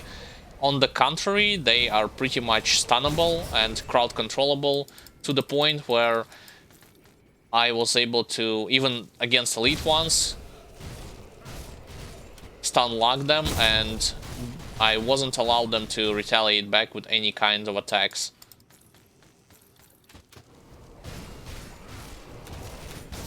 Compared to Ethereal Colossus monsters, which you will face in Ashes of Manmod DLC, you know, those bigger guys, they are definitely resilient to your attempts to stun them.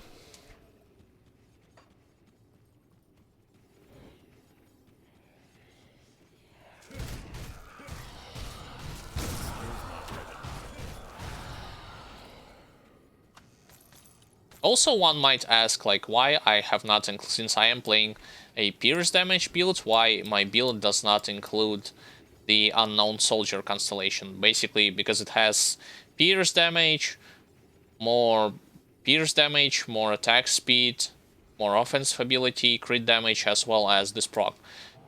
Pretty much, I had tried to theory craft it when I was theory crafting this build by myself, and I decided to acquire Azraka Eternal Sands, as well as Ulzad Herald of Korvac and Unknown Soldier. I had come to a realization that my defensive ability was lackluster. Well, I was able to accumulate like 3,200 something offensive ability, but less than 2,500 defensive ability. And for the challenges that I had put it against, that I have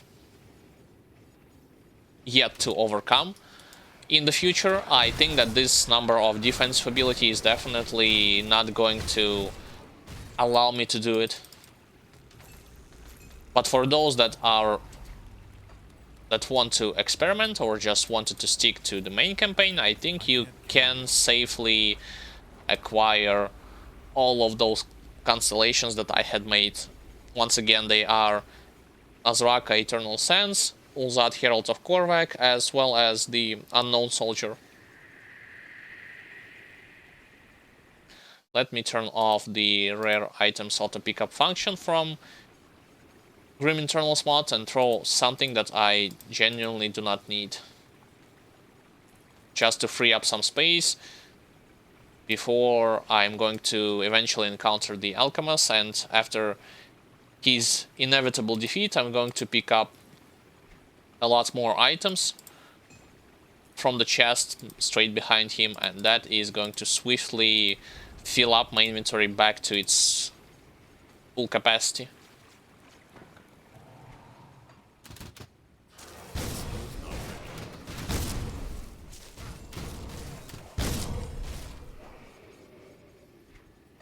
And yes, on the higher difficulties, those of you who have not experienced or have not reached Elite or Ultimate by themselves, it should worth mentioning that majority of bosses, especially their behavior in terms of having higher attack speed, higher casting speed, or movement speed, it's definitely the thing that you are going to notice straight up front.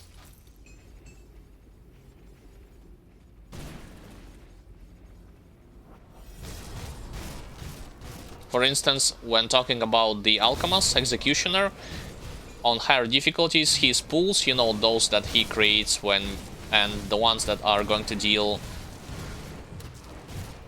freezing damage as well as lowering your general defense, they are gonna last way longer, as well as deal more damage. Not only that, but he is going to move faster and attack you more quicker than before. If you want to know more about the other bosses, you can check out, especially the ones that are on higher difficulties or on normal difficulties, you can check out 2 of my edited videos on the YouTube channel later at your own leisure. One of them named Bosses Dangerous Attacks and How You Can Avoid Them. The other one is named Grim Dawn Elite and Ultimate Tips and Tricks. There I discuss not only bosses and their patterns of behavior, what you should be careful about, what you can ignore to a degree, but also I am discussing defensive side of things in terms of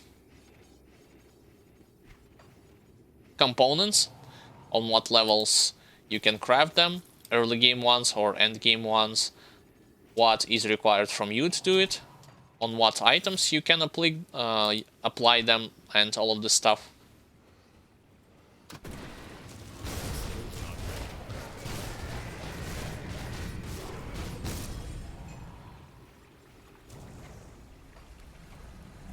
There should be... okay, those are the ghosts that I was waiting for them to appear before eventually moving onwards.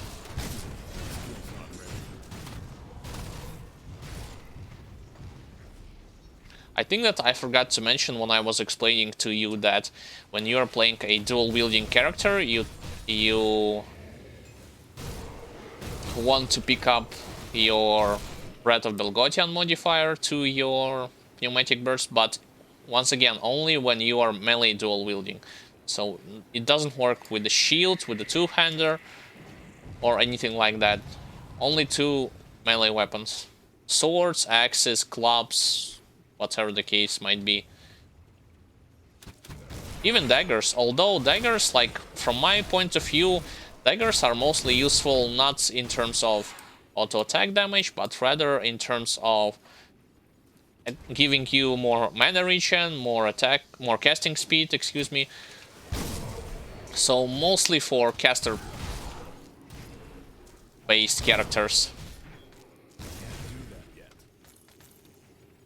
Once again, something that is kind of counterintuitive, especially for those who are just picking this game up and trying to and experimenting with different builds, so on and so forth. But it's still worth to mention.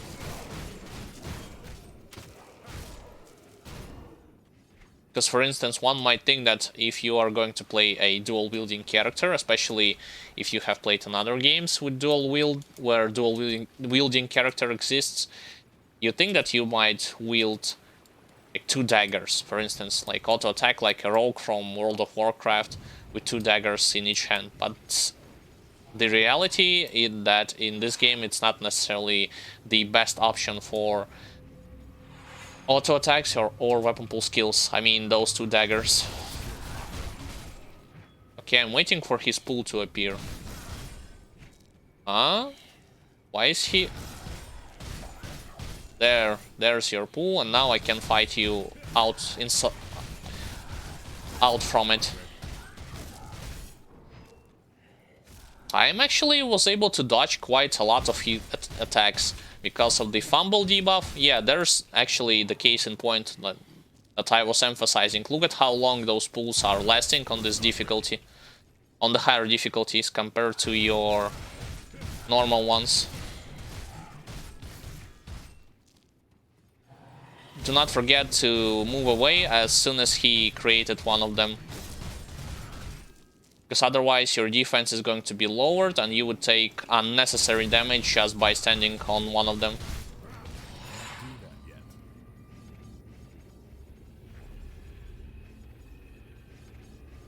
What the hell is that sword? Charge of electricity. Lightning damage with attack speed. Alright, so what do we have here? Stats, I mean fire damage and crit lightning damage. Okay, next. Spell weaving for casters. Soul warding, it's ether. Oh, it's actually the pet, and fire lightning, and the final chest. Blueprint. Belgothian's Carnage. Oh boy, we got a relic for level 70. that this build actually requires Mythical Relic, Pierce damage, offensive ability, and Carnage chance on critical attack to reduce my active skill cooldown. Okay. I do not know what is required from me to craft this relic, although I am glad that I have collected it. Anything else over here? It's pretty much pointless. Well, not necessarily, unless you take into account your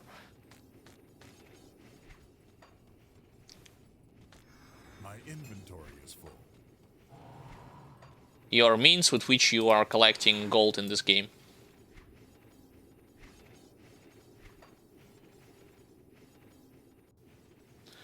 And while running back in town and selling all of the stuff that I have collected, I am going to use this opportunity to say hi and welcome for all of those who are watching the stream from the beginning, tuned in recently, and watched from the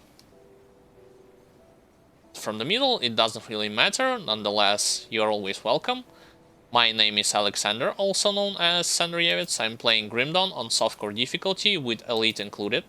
Playing as an Infiltrator, combination between Nightblade and Inquisitor, based upon pierce damage and weapon pull skills, as well as default attack and auto attack replacers. So no ranged abilities whatsoever. Before moving on to the further explanation, I would like to point out that just by watching my stream you are going to accumulate chat points, which you can utilize to unlock various types of rewards, including me giving you a personal shoutout on the stream, as well as following you after stream on Twitter or Twitch. As long as you are a content creator, I am willing to do so. Plus, you can unlock various type of emotes and icons if you decide to subscribe to this channel based upon tiers. And do not forget that you can utilize bits and cheers in chat for a chat interaction purposes. Additionally, feel free to ask your questions or post your statement regarding the gameplay that you are seeing, and I'll do my best to either comment on them or to answer them.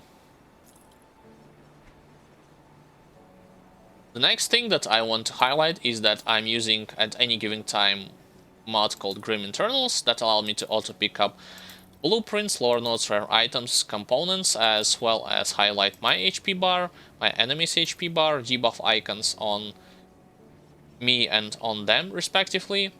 But most importantly, it allows me to see the incoming DPS graph at all times so that I can play around my strong and weak points more effectively, or determine what do I need to improve at any point in the game in terms of defense against certain type of damage. You can play this game without it, but for the most part this mode serves as a quality of life changes than anything else. It's not going to magically allow you to become better at the game without understanding of the mechanical side of things.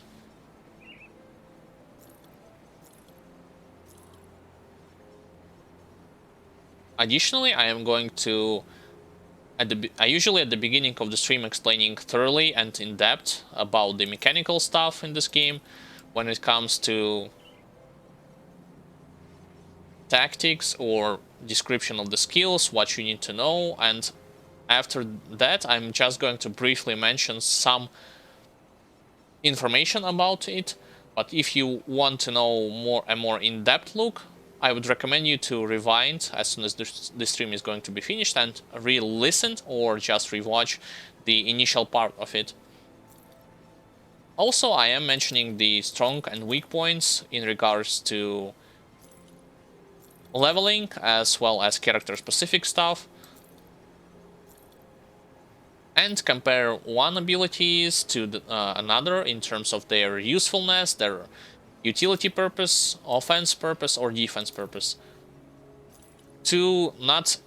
Based upon not just naked theory as one might think, but upon my experience playing not only this character, but two of the previous characters that I had played on hardcore mode, and they were the Physical Death Knight with internal trauma, as well as Vitality Conjure. I mean, Vitality Damage Conjure.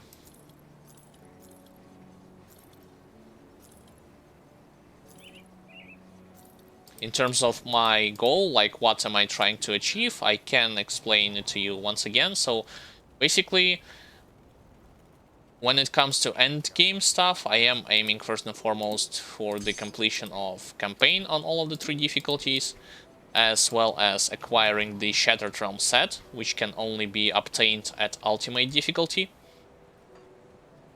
When you will complete the 65 levels of Shattered Realm itself. And that's when it comes to armor. When it comes to weapons, if you utilize the... Oh, and on that note, you can utilize the ! build command in chat to see what build I had theory crafted. Perhaps you want to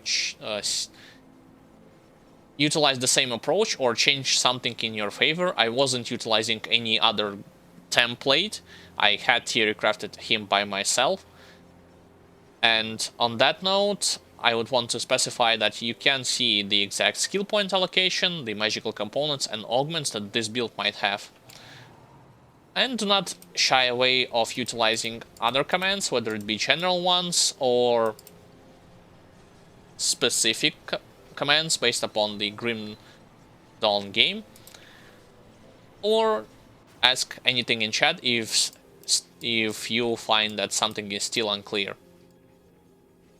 So, like I said, I am aiming at obtaining the Shattered Realm set. Then when it comes to weapons, which include...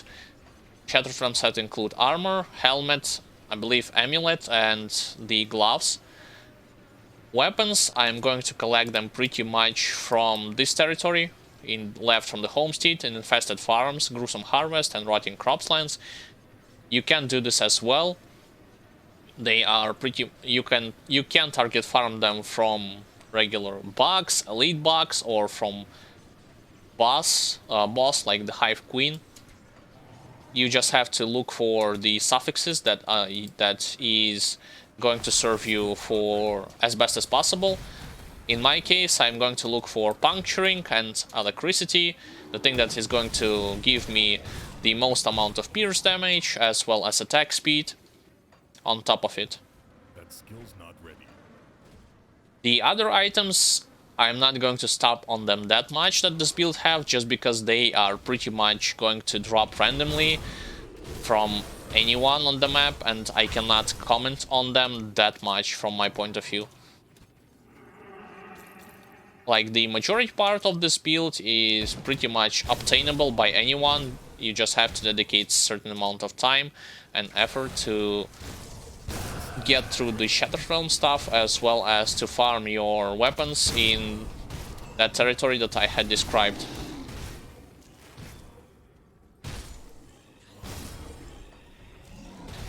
Right after I am going to do so, or in the process of doing so, I am going to hunt down and kill as much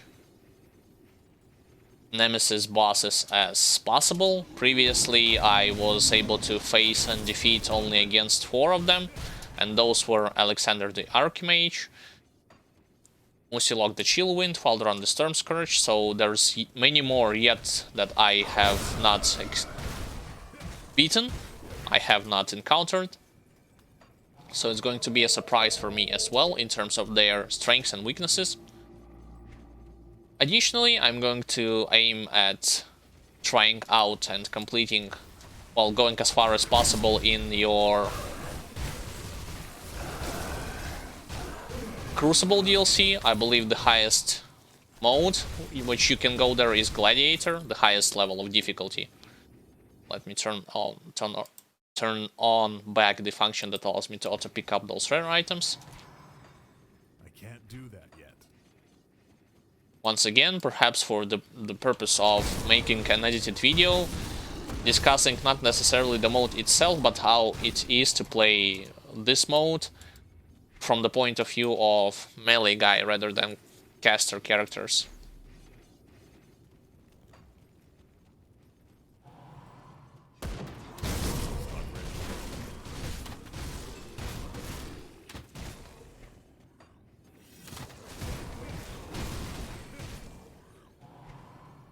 So far, I would argue that on elite difficulty, it feels a little bit easier to be like to level through compared to normal difficulty, but perhaps it's due to the fact that I have completed the full constellation build and I have managed to accumulate enough offensive ability and defensive ability for this point, as well as I am leveling currently those skills that are going to grant me more defense and later on even more offense at the same time.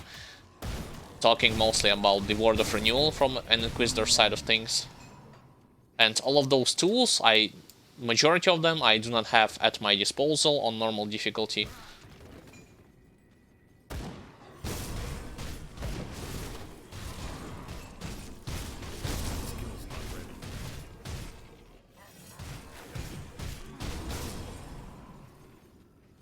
Right, and now I'm going to face against this area's boss.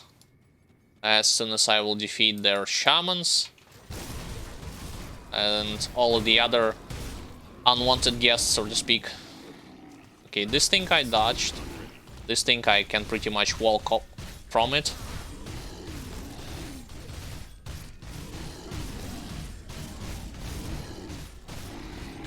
Yeah, and that is it when it comes to this boss. He gave me Empowered Sky Shard Spellblade Blueprint and a relic called Mistborn Talisman. I still have not encountered a relic or its blueprint called Corruption. I wonder from whom I'm going to eventually get it.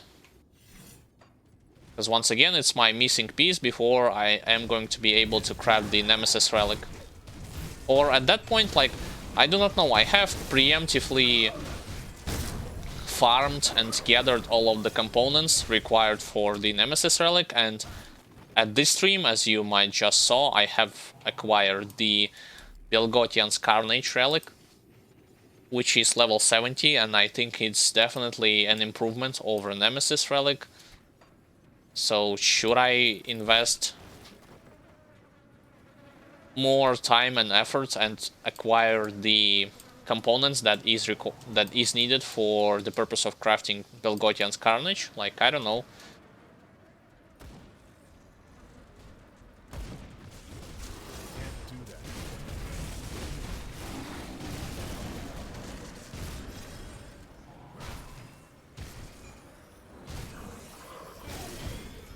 Yeah, those materials are definitely on the weaker side of things, if you ask me.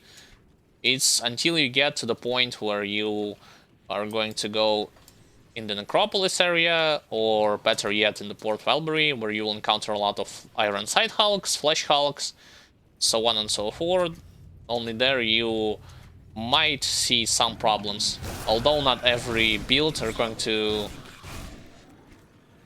Not every combination of character are going to be on the same power level, if you know what I mean. In terms of how well they are going to defeat their enemies.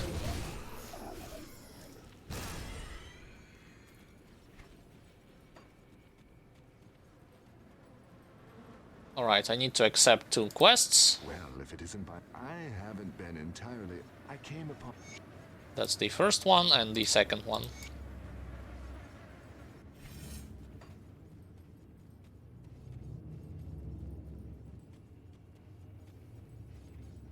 I wonder what's my reputation with the Black Legion. Oh, honored, so... it's still a good opportunity for me to complete the Pine Barrens area, especially their questline. Hunt down the beasts and kill them, elite or bosses. Because this way I will gather more experience points and speed up the process of reaching career status with them.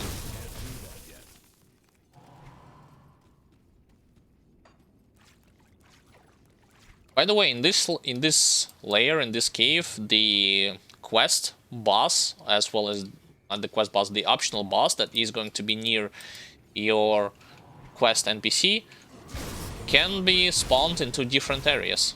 So from your side of things, you just have to look through either the right side of this cave or in the left side.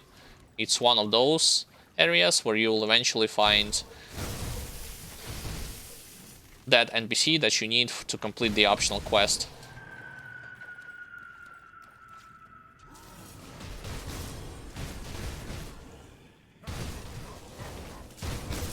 And similar to that, sometimes in those caves you'll see that those worms that are coming from the ground, they are going to be elite ones.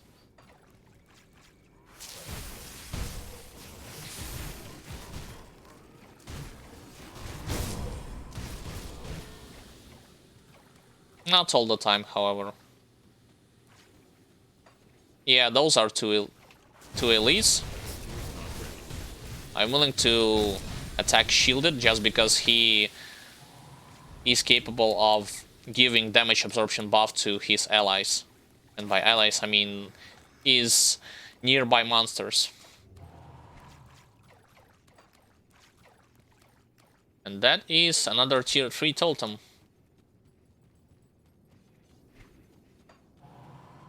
Although I would prefer it to be with a different faction than Savage, because Savage, if I'm not mistaken, it's your Beast faction.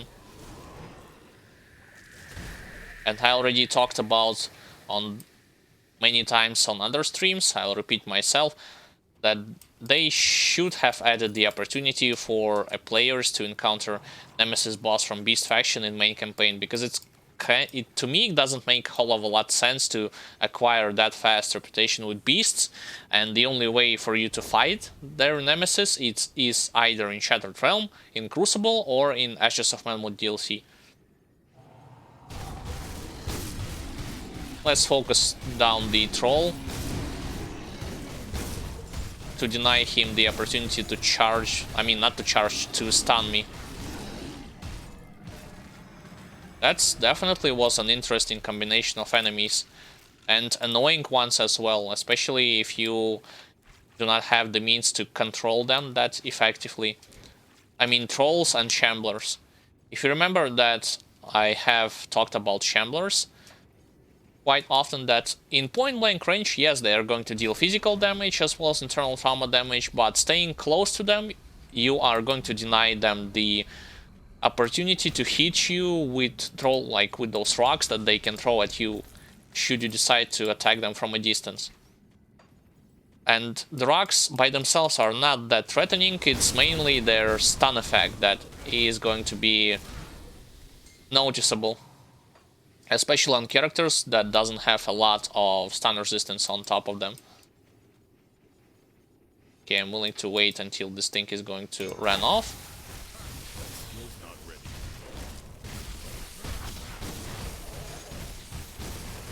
Let's reposition ourselves over here, so to avoid getting damage from those pools.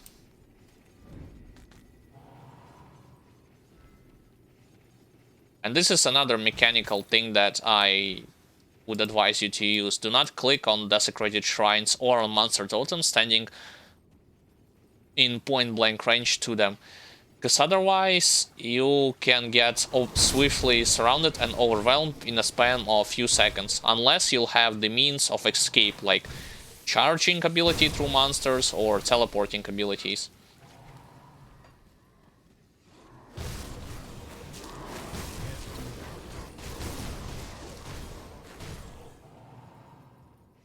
Checking this corner, because usually over here you can find another pair of elite worms from time to time. This is why it's worth to investigate. Okay, I cannot teleport over there. And my blade spirits got rid of those spiders that were trying to get down from the ceiling.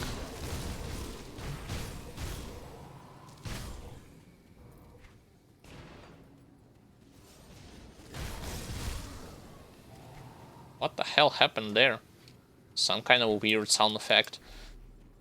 So this is the optional NPC that I was mentioning.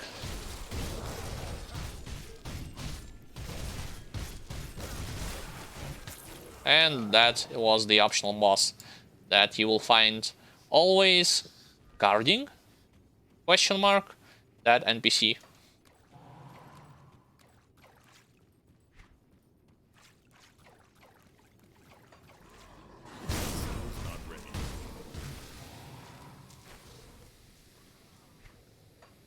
Oh, that's... You know what, guys? I actually have discovered another thing that was and is kind of confusing, especially if you are not utilizing this mod, well, that I'm using right now, called Grim Internals.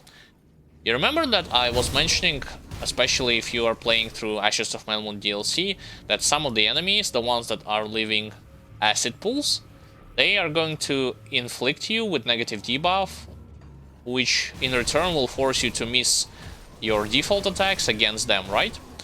So if I didn't tell you that information, and you are not using this mod, how can you tell the difference if you received that fumble attack debuff or if you just received the poison debuff, if those pools that I have discussed, you know, the ones that are going to negatively affect you with any kind of debuff, how can you tell the difference visually? Because they are looking the same. Pretty much those pools from Dweller Grubs are looking the same as those pools from plants, which you will destroy in Ashes of Melmoth Forest. I mean, forest area, quote-unquote, and Ugdenbog territory. Like, visually, it's one and the same thing. I am not joking, you can check it by yourself.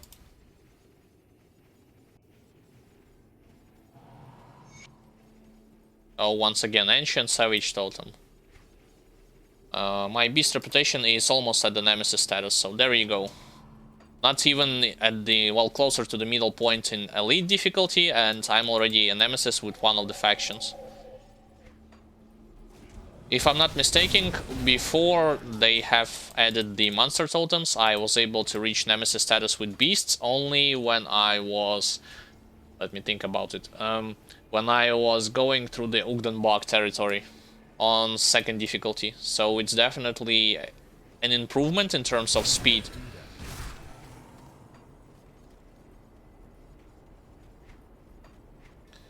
Do I have enough dynamite to open the passage? I do. I have 4 of it. I can pretty much either go for the Homestead territory or for Pine Barrens. I think I'll go for Pine Barrens right now. But yeah, like, if you cannot tell visually what kind of debuff your character is receiving, I mean, either it's going to be poison damage or it's going to be poison and fumble effect. How can you determine if your combat effectiveness is going to be on the lackluster side of things without the mod included? I think this is only, like, a benefit for each and every one of you to utilize this mod. Oh, reflective, great. I'm waiting for his shield to appear, if he's going to do so. No, he doesn't. He didn't want to activate his shield. And by shield, I mean the reflective aura.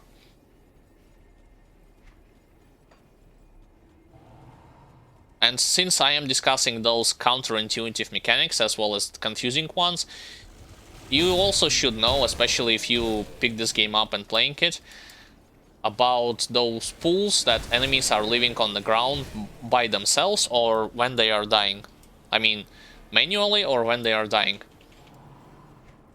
The only way for you to tell the difference if you're standing on one pool or several ones is by looking at how rapidly your HP drops. And I'm not joking, it's actually the case in point in this game. Yes, on normal difficulty you can pretty much forget about it unless you have a lackluster resistances. But on higher difficulties, it's actually mandatory for you to... It becomes mandatory for you to avoid any kind of stacking debuffs, especially the ones that are hard to judge. Like, I mean, their number are hard to judge just by looking at them on how many you're standing on one or several ones. So yes, the game will show it to you that you are going to receive certain type of damage.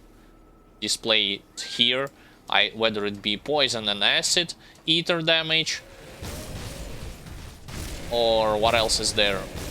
Chaos and vitality damage, but the number of pulls that you are going to see on the ground is going to...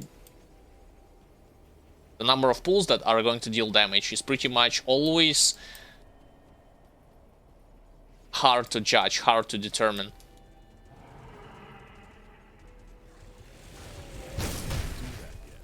If you want me to give more specific examples, I have already talked about the flowers in Ashes of Melmoth, although there it's more or less easier to dodge. The ones that are harder to dodge are either from those ethereals or from those demons, especially in Bastion of Chaos territory, you know, the ones that are throwing red projectiles and like little pool appear on the ground. Well, this is definitely one of the hardest thing for you to determine if you're standing on one of them or on several of them at any given time.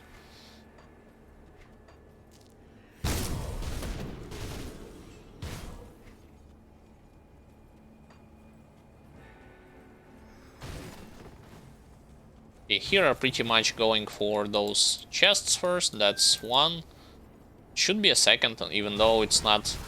It wasn't present here, but it was here on the previous difficulty, meaning the second chest.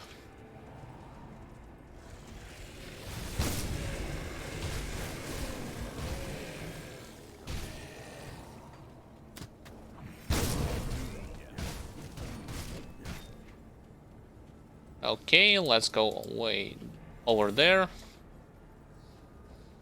Let's actually talk about another mechanic that I had mentioned on the previous streams, but I'm still going to mention it right now, and that is judging your range when it comes to area of effect abilities, whether it be your like range in front of you or ranged all around you based on 360-degree radius. I am going to use as an example such skill as Ring of Steel, although I am going to compare it to two, like I'm going to say that this skill functions basically more or less the same in terms of range, which you are going to see by your own eyes, with two other abilities from a soldier side of things and from a cultist. I am talking about this ability, Ring of Steel, like as an example. You see it has a clearly visible range, I mean limited range, where you might think that the damage is going to end based upon the animation itself, where you are going to hit, whether you are going to hit your monsters with it or not. But in this game, it's not necessarily the case. The fact of the matter is that you are going to have a slightly increased range despite seeing a clearly visible end of your skills. What do I mean by it?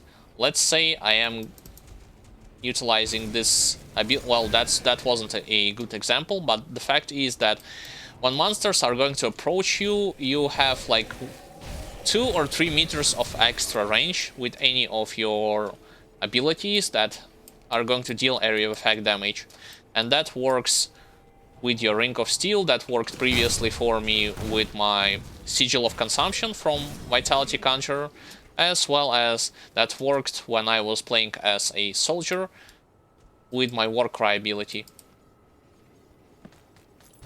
So do not think that just by relying on your eyes that you are not going to indirectly hit multiple opponents with it. This is actually not the case, and it's only going to serve you to your benefits. For instance, if you want me to specify it more, when I was playing as a soldier, well, a Death Knight combination between soldier and necromancer, and I was using Warcry, I was able to... And Warcry has a debuff that reduces 30% of the enemy's health, 33 if I'm not mistaken. I was able to utilize this debuff when standing far from my enemies, like on lower ground or on higher ground, and still I was able to inflict them with this kind of a debuff or negative effect. That skill's not ready. Let's actually go there for the totem, and then we will hunt down those monsters for the optional quests.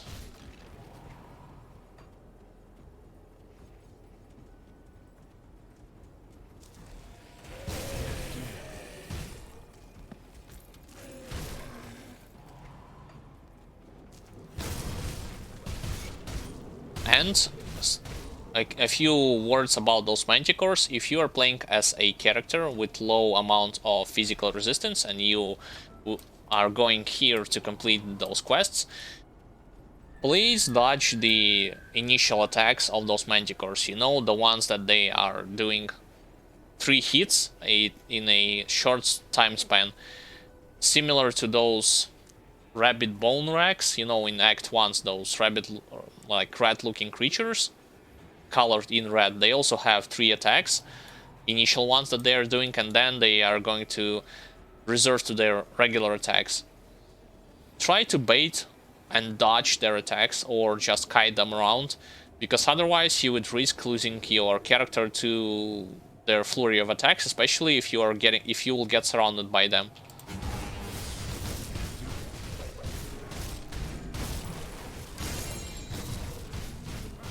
I believe that's actually the crest that I need, if I'm not mistaken, for this build as well.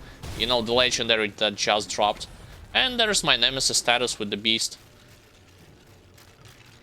Yep, that's exactly the crest that I need, although my build includes the, what you call it, the mythical direwolf crest, and this one is your regular version.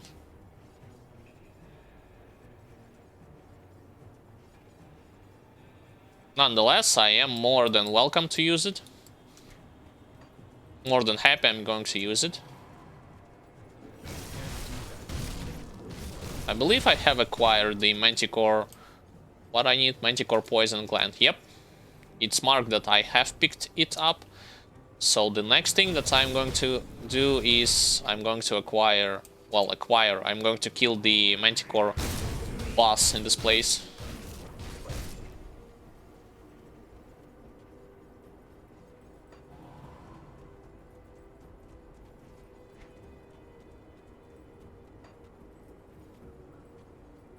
And those of you who are interested, no, Direwolf Crest is not dropping only from monster totems.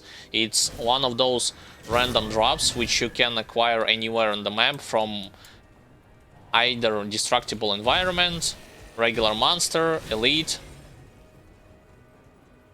whatever the case might be, regular chest. I can give you 2 examples of the same thing that had happened to me with previous characters, meaning how I have acquired those rare items. Example number 1. I have acquired mythical Stone Fist Rebuke, you know, that item that's considered to be best in slot for Force Wave users, especially two-hander ones, by opening a regular chest in Ashes of Mammoth territory. Example number 2, and I did it on Elite difficulty, I wasn't doing it on Ultimate. I have acquired Belgothian armor. You know, that's the super rare and most effective armor for pierce damage builds. I have acquired it when I had killed regular Archmage in the territory next from the 4th icon, called Plains of Strife. So this is your as random as it can get. It's actually called, technically speaking, it's called World Drop effect. But I would rather call it random drop, because target farmable items, yes, that's the whole reason behind it. You can kill certain type of enemies, elites or bosses over and over again before they will drop it. But those items that are pretty much majority of them random, well, I am calling them random drop from this point on. Because calling them world drops sounds kind of weird in my opinion.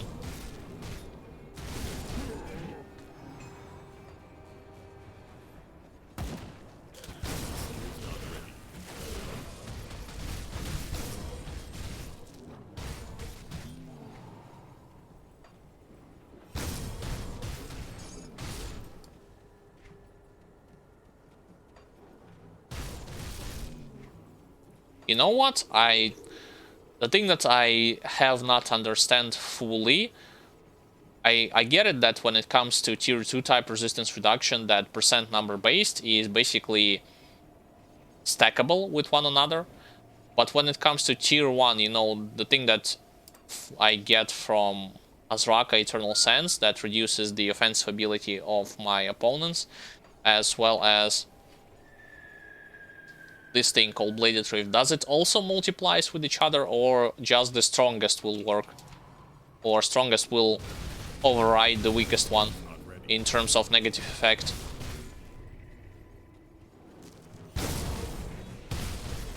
Oh, Prime Matriarch, hello.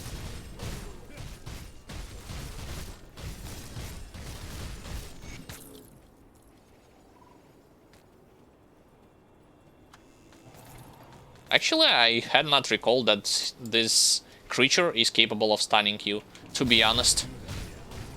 I know that it has the same flurry of attacks like any other Manticores, as well as the poison attack, which not only does damage over time effect, but also lowers your defensive ability, if I'm not mistaken.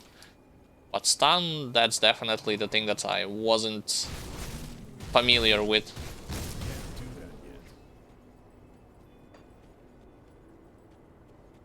Okay, and I can go even further and explore the next area, but it's just I do not wish to see any more stars on my minimap in terms of those Manticores, so... And yes, guys, this is not a bug, this is actually the thing that will going to occur in this place until you'll get back to your NPCs and give them the Manticore Poison Gland, despite the fact that you might have already collected it.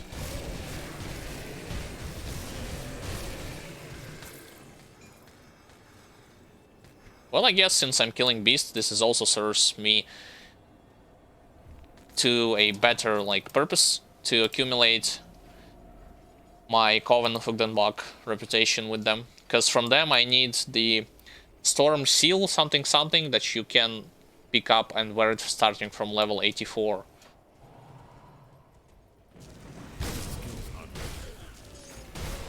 You know, the ring that gives you attack speed and casting speed plus physical damage and pierce damage.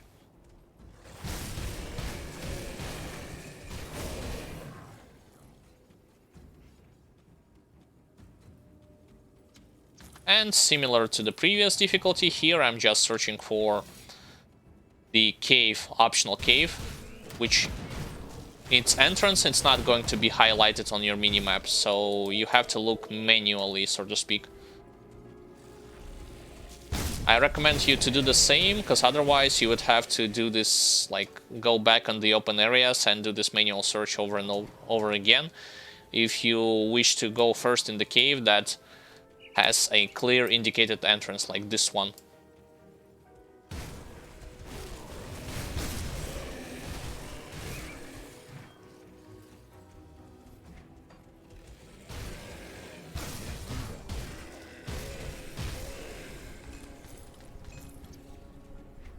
So far, no entrance has been spotted. Let's keep searching.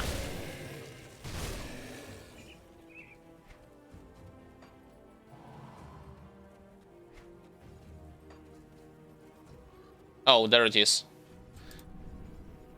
It's just that from this cave, from the Bloodbriar Slayer, you can teleport swiftly to the second cave, which, in my opinion, you are killing two birds with one stone.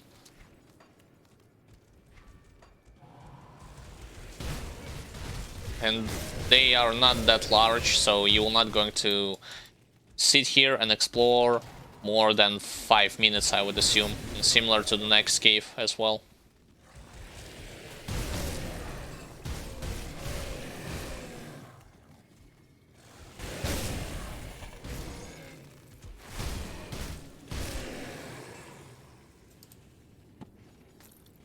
That skill's not ready.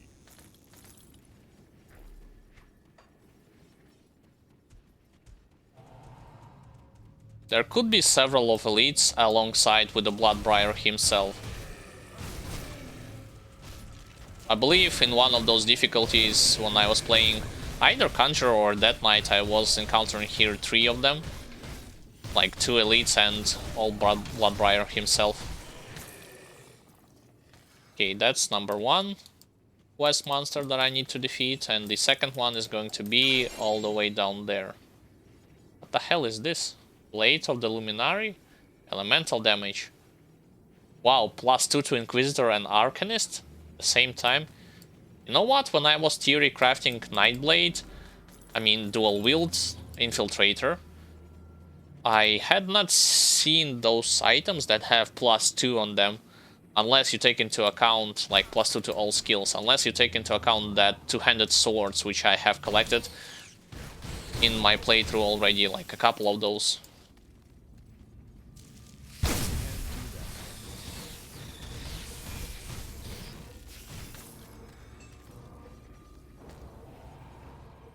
Okay, something golem fist. There you see, melee fumble, 20% chance of miss your range attacks or your melee attacks. And I actually said it wrong. It's not 20%, it's your 50% chance. So usually enemies have greater debuff compared to your own character, so keep this in mind. Whether it be plants, spiders, whatever the case you will find in your journey.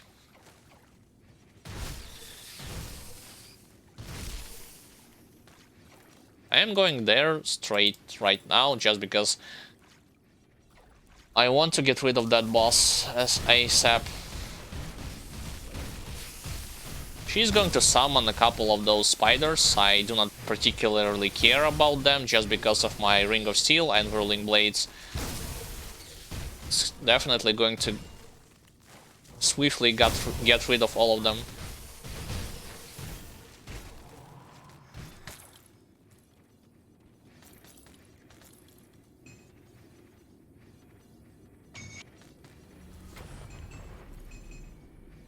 Empowered Shadow Weave leggings. You know, one thing that I find in this game, especially contrasting on like playing on contrast and comparing one gameplay archetype to another, there are some encounters that is definitely easier when you are playing a melee guy, and some encounters are definitely more challenging when you are playing as a ranged guy. For instance, I can talk a bit more about like giving you the example and all of that. As a melee user, when I was facing against Sharzul, you know, the Harbinger of Chaos, the fight definitely looks and feels way difficult with a melee guy compared to ranged. Just because Sharzul has two nasty debuff abilities, which, yes, I can dodge one of them, but the second one, because of the arena that also does damage to you, it makes it kind of hard for me to determine how exactly do I need to move from one point to another to not get hit from this negative effect, you know what I mean? So with Vitality Conjurer and especially with the Death Knight, it didn't take me that long to figure out the most optimal tactic against him, but as an Infiltrator, or in general as an auto-attack character, it definitely is, excuse me, is going to require from you a lot more time and effort to defeat him, no matter on what difficulty you are playing. In case you have forgotten, on all difficulties, Sharzul has a debuff that is going to lower your resistance by 50%, as well as inflict you with a debuff that is going to reduce your offensive ability and defensive ability. If I'm not mistaken, 130 on normal, 150 on elite, and by 180 on ultimate difficulty.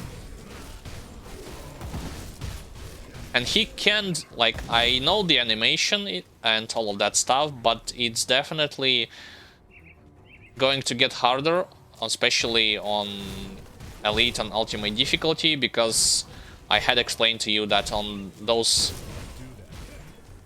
types of modes, their attack speed, casting, and movement speed is going to increase, and he can do them back to back, so without that much of a delay, so to speak.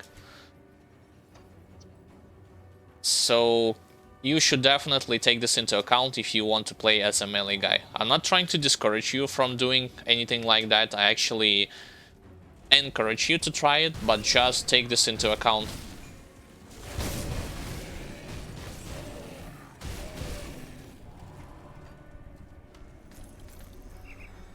There are a couple of more mechanics which I have witnessed during my playthrough, especially as a melee character. For instance, I had no idea that, you know, monsters that you will encounter, demons that you will encounter in Ashes of Melmoth rifts, the ones that are green looking, when you are killing them, they are exploding, and they are stunning your character. How should I say it? I have no clue about that when I was playing ranged characters, because I was defeating them from afar, and I saw that they were exploding, and I by default assumed that this explosion is going to just deal damage to you and had no added benefits, added utility against you in terms of stun or slow or whatever the case might be. So from my point of view, this is a thing that makes this playthrough, especially with my chosen playstyle, unique and fresh compared to other ones. Okay, what is this? Enchanted Flint. Oh, I have collected relic called Avenger. Mythical relic, physical elemental damage, and retaliation lightning retaliation. You know, I have collected a lot of the items that were dedicated for retaliation damage. But it's just, like, in one of the patch notes I had read that developers have nerfed hard all of the retaliation damage effects, so I do not know if in the future I could play one of those retaliation characters, whether it be physical one, lightning one, or any other type. Okay, I need to craft enchanted flint, right? Enchanted.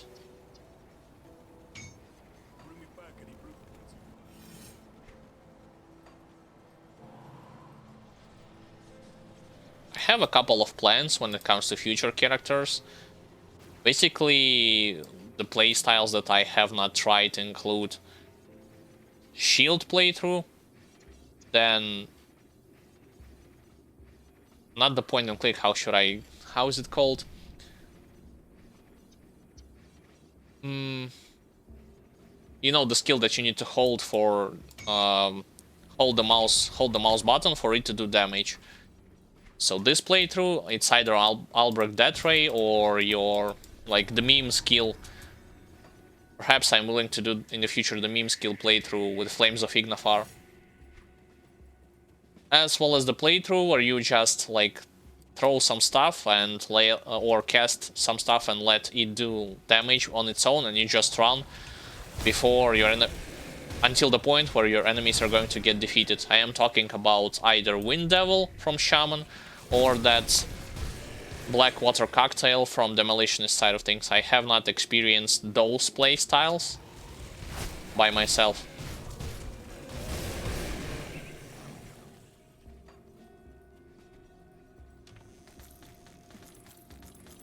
Okay, let's get back on the bridge.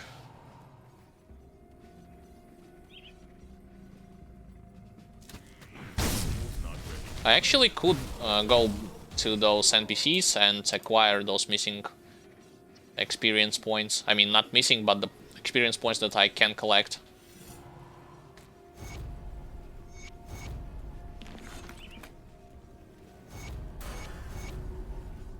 Okay, and the final quest from them. Although reputation with them is... Wait a second, something is not right here. It should have increased a little bit more. Killing Ethereal Vanguard, yeah, like as if I'm going to do this, killing the Outcast, quests and bounties. So the best way for you, judging by this description, to accumulate those experience points is to go straight into Ashes of Melmoth DLC. But not the whole DLC, the city itself and its outskirts. So from here, and explore every district, Fleshworks, Harbor, whatever the case might be. Alright, time for me to unlock Word of Renewal. And where exactly am I going to use it?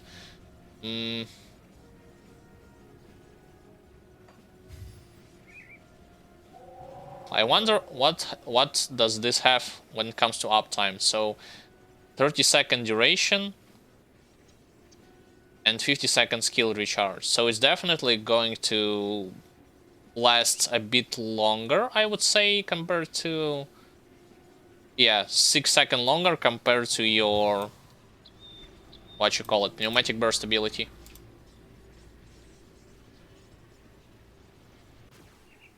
But I have finally decided to pick it up and invest it because I need not only more defense ability, but mostly more health, total number of it. And some benefits in terms of taking less damage from a specific race definitely is the thing that I will not neglect.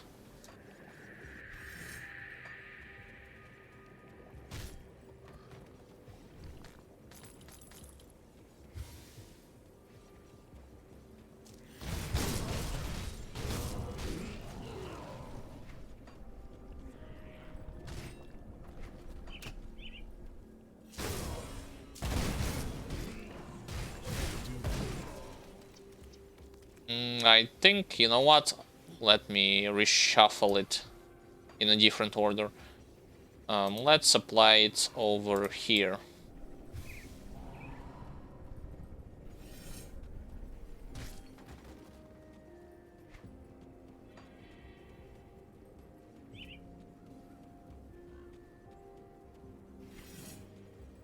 So far, not that many grubbles around. That's kind of weird.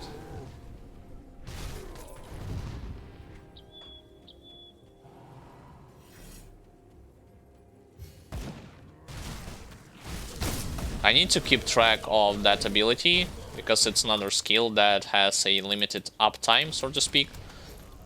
So it's only in my best interest to reapply it as soon as it's ran out. It's going to run out. But this is the signal that I need to get back to town and sell some stuff, so let's do it.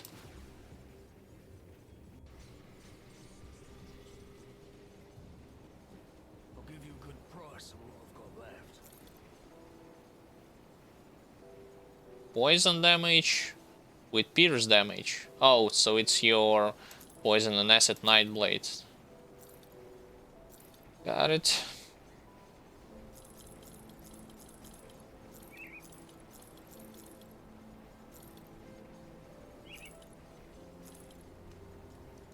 What about those jewelry? No, just a bunch of stats.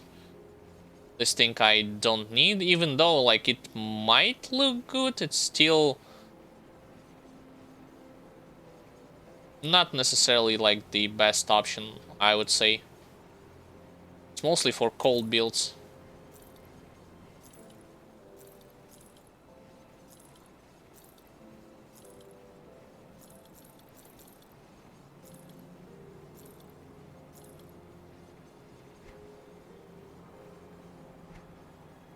Yeah, this thing I definitely do not need.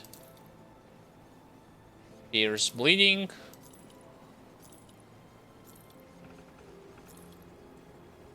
I could have crafted a good belt that adds +1 to all Nightblade skills, but I previously wasted so many resources to do it, and on this belt I wasn't having the best, well, not the best, the good damage type on it. I only had like either elemental damage or +2% to offensive ability, so nowhere near close to having either pierce damage or physical damage with added bonus as +1 skills to Nightblade. I'm talking about the blueprint for a belt which you can buy from Melmoth Resistance, the one that gives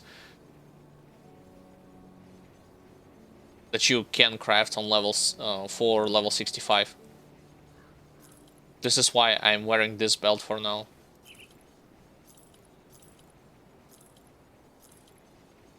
Wait. No, definitely not on the stronger side of things. Okay, a bunch of shields, two-handers, ranged weapons, casters. This is just straight garbage.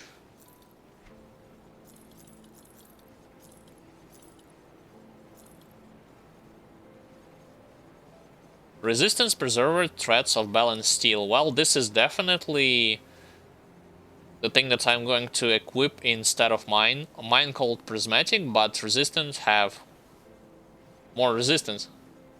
Sorry for such a bad reference joke, but nonetheless, it's going to have less damage, but it has more armor. Oh, it's definitely better than mine, I think. Vigorous Preserver Boots of Balanced Steel. Wait. 40% pierce damage. 1423 compared to... I think I'm willing to pick this up over those.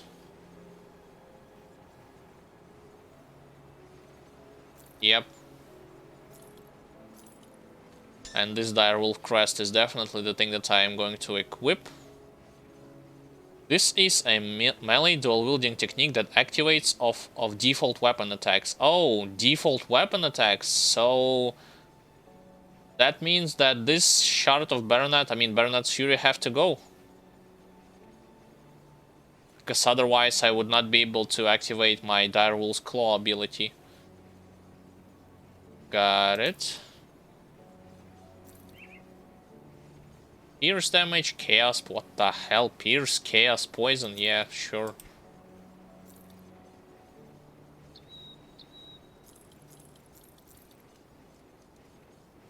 Vitality damage. Mighty Exalted Plate Mail of Balanced Steel. It has a lower pierce damage, so I'm not willing to wear it.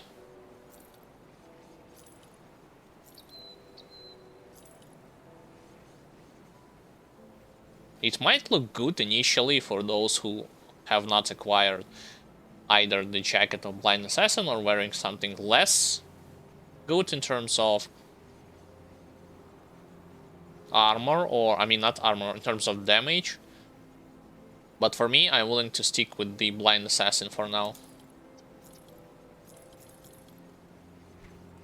Okay, I have sold everything that I wanted. Let's dump everything extra into stash, and then I think I need to craft what the Vicious Spikes, right? Because judging by this description, once again, it works only of default weapon attacks, and this is not your default weapon attack. I can test this on a training dummy for myself to figure this stuff out.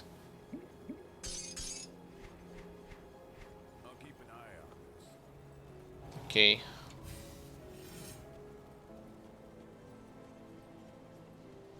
First and foremost, let's actually put on top of us those new boots. Yeah, my lightning resistance is definitely come to the lower side of things because of my boots actually had given me 44 when it comes to all elemental resistances, and this gives me, like, this spreads out the defense on all other fronts. Oh well. So let's actually test this medal once again.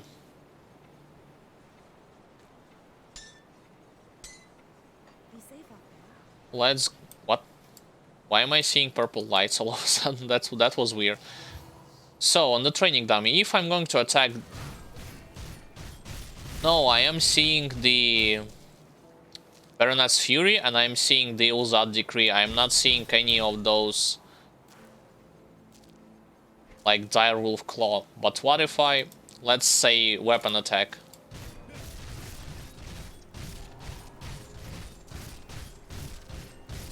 Wait, something is wrong.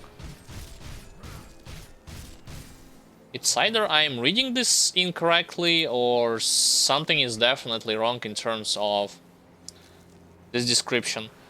12% chance of being used, so it deals main damage, bleeding damage, so it's basically your damage effect, but how can I tell the difference if I'm hitting them with... It doesn't have any additional thing in terms of display, right?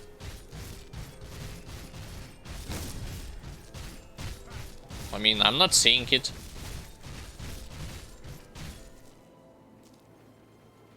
What a weird option. Activates of default weapon attacks. Only 12% chance, so perhaps it's because the chance of it being active is that low. So because this activates of default weapon attacks, I need to remove from my sword the Shard of Baronet. Yep.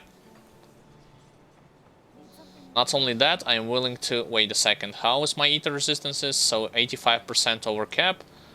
I'm willing to save the...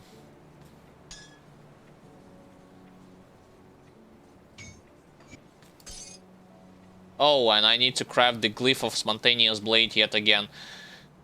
As well as I will craft the component that is going to increase my elemental resistances a bit higher, just because... Although... Do I need it that badly? I am going to face Ethereals sooner rather than later, so... Having this is definitely going to be helpful, but nonetheless. Glyph. Let's recreate the glyph. That's not the right menu. There it is. And pick it up back here, and I need to create the Shard of Baronet. Excuse me, not the Shard of Baronet, what am I saying? Empowered Impaling Weapons. So... Yeah, this thing, Empowered Impaling Weapon. Instead of that shard.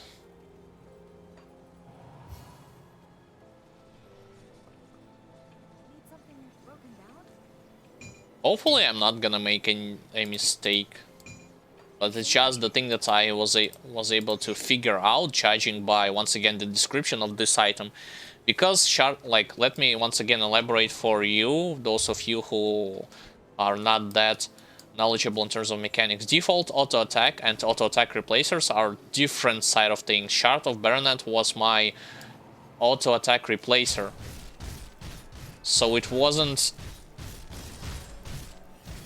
on the same like level as your regular auto attack. So this is why I decided to remove it, and I actually need to activate the second thing over here.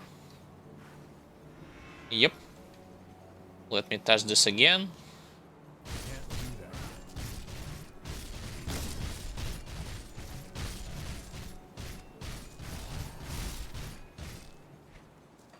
Hopefully I have not done anything stupid or dumb in terms of removing shard and putting another vicious spikes because of this thing.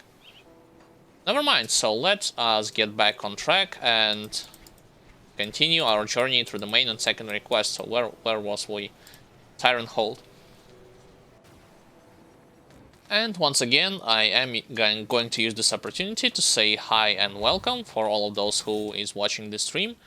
My name is Alexander, also known as Sandriyevitz, playing Grim Dawn on Softcore difficulty with Elite included, playing as an Infiltrator, combination between Nightblade and Inquisitor, based upon pierce damage and default auto attacks or auto attack replacers. So no ranged abilities at all.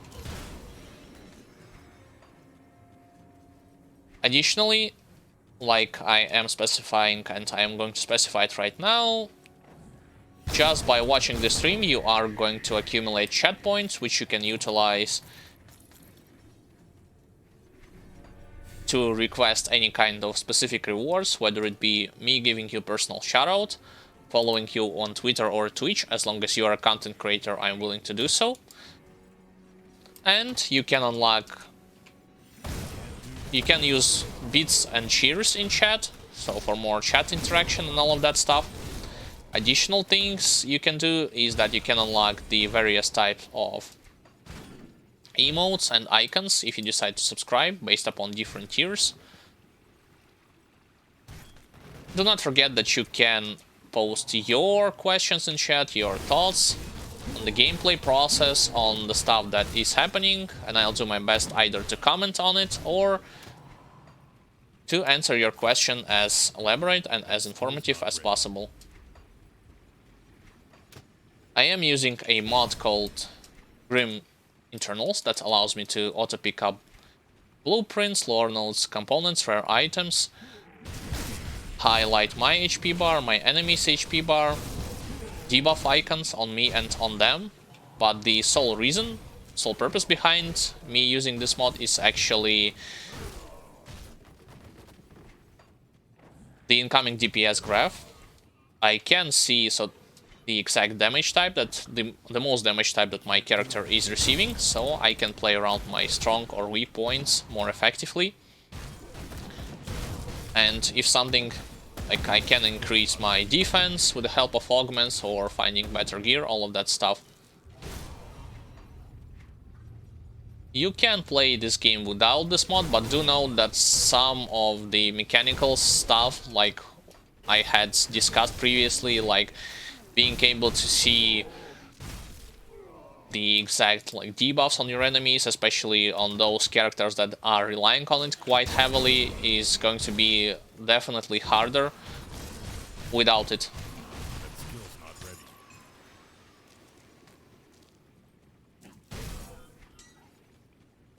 Oh, we have a separate pathway here. Additionally, I'm also commentating on the strong and weak sides of any of the character that I'm playing, as well as commentating on certain mechanics elaborately or briefly. I am mentioning it elaborately only at the beginning of the stream. Later on, I'm just briefly mentioning some stuff that I think is interesting for you to find or to hear about, mechanically wise or gameplay or just general wise. So for those who wish to hear more elaborate and in-depth explanation, be sure to watch the beginning, I would say 40 minutes of the stream. There I'm usually explaining all of the intricacies of any of the characters that I'm playing, but right now I'm just briefly mentioning some of them, and that's it. So, let's actually discuss the thing that I am currently receiving with the help of Word of Renewal. I know that it's only at level 2 out of 12, but the benefits right there is noticeable. I see that this ability is going to give you more defense, which in return is going to allow you to take less damage from any of enemies' incoming attacks, critical wise, and just critical strikes or just regular attacks. Additionally, the added bonus in terms of utility is also there. It's definitely the thing that I am receiving, and that makes this character not only the leveling speed but also movement speed on the higher side of things, I would say, with or without the components that is going to allow you to increase it even further. I'm talking about Mark of Traveler. Most importantly, this ability is going to give me health, and I'm going to take less damage from Tonics. For you that are unaware of this enemy type in this game, Tonics are your versions of demons in this game. I mean, they are called Tonics for the lore sake and all of that, because demons are just cliche name, I would suggest, but design-wise and visually, they are looking like your regular demons, so being able to take less damage from a specific race is definitely going to definitely the thing that significantly improves your protection. And on that note, being able to deal percent-based damage to a significant race is definitely the thing that you should not neglect as well. Some of my constellations actually allowed me to accumulate those types of effects. I'm talking about Assassin against humans, right? Let me double check. One of the nodes, yep. More damage against humans and if I'm not mistaken, the modifier from Word of Renewal called Steel Resolve is going to allow you to do the same against Tonics or Eldritch type of enemies. Eldritch are demons, but they are usually inhabited the areas in Forgotten Gods DLC, so you will not encounter them in your main campaign.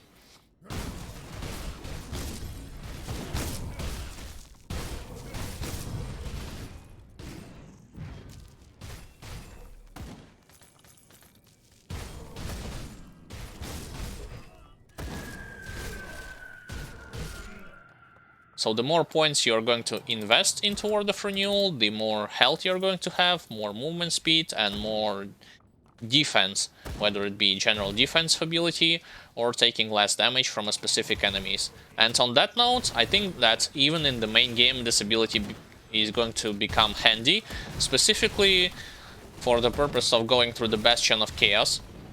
You know, the area roguelike dungeon which is fully infested with various types of demons.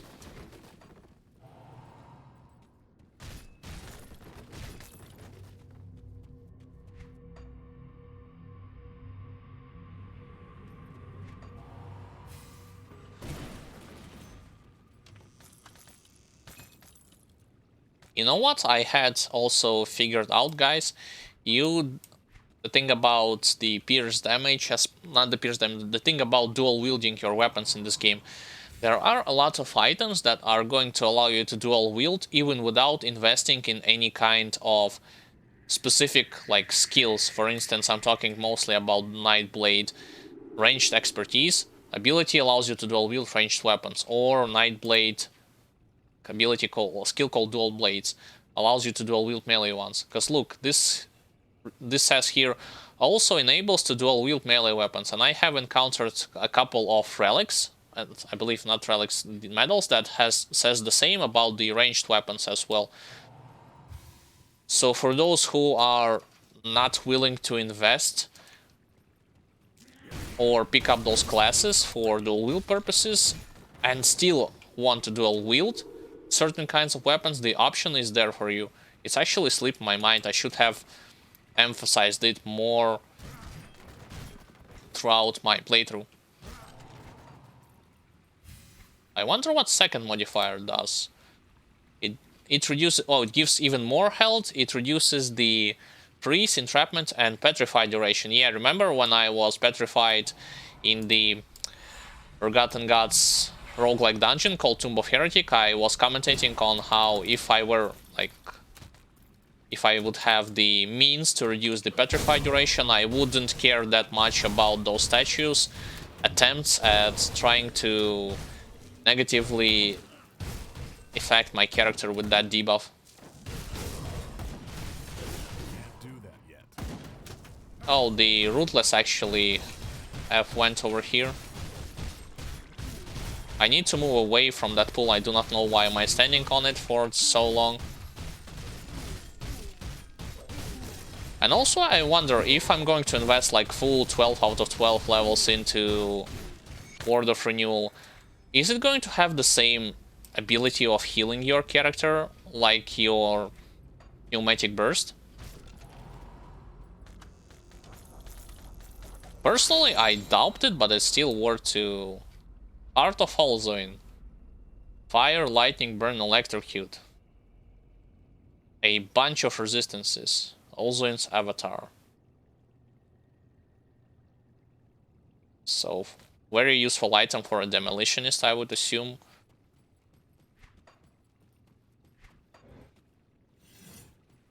You have to take into account the modifier in the Pneumatic Burst ability that allows you to increase the active healing from it. It doesn't look like this ability has the same. I mean, its modifier called Word of Arms is it only works when you have two-handed melee or ranged, and it is going to decrease the cooldown from it and increase the energy regen. So it's not necessarily the same with your Breath of Belgodian effect.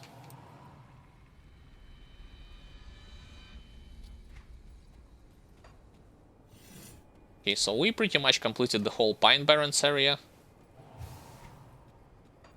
And I also like the fact that even without any additional modifiers, the duration of Word of Renewal actually is longer compared to Pneumatic Burst effect.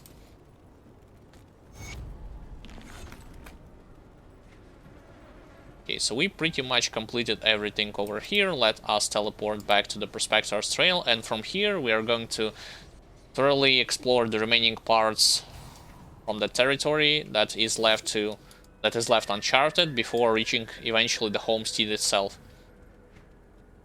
You know what? I forgot that I had reached with a couple of factions revered status, and I could have teleported to them, mainly Rovers and Outcast, if I'm not mistaken, can check if they have something useful in terms of items, although I doubt it for this build at least.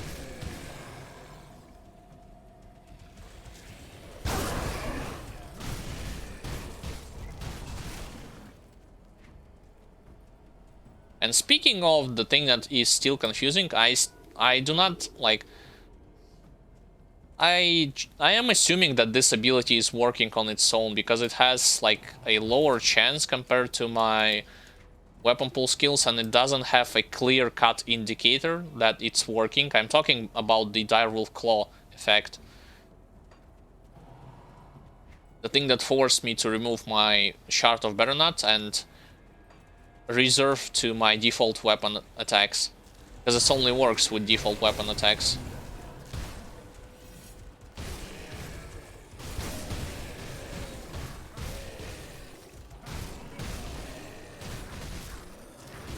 Its description says that it receives bonuses based from your main hand and offhand, or your ability in right and left hand respectively.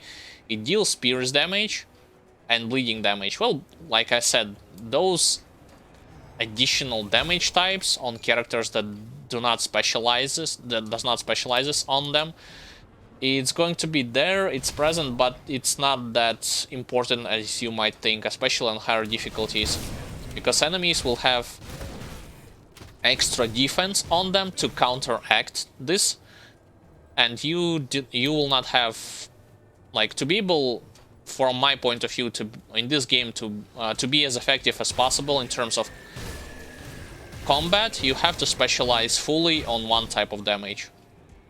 You cannot spread your skill points or devotion points in additional types. So for instance, if you're going pierce / physical damage, you cannot add on top of it internal trauma damage and expect to see a good result.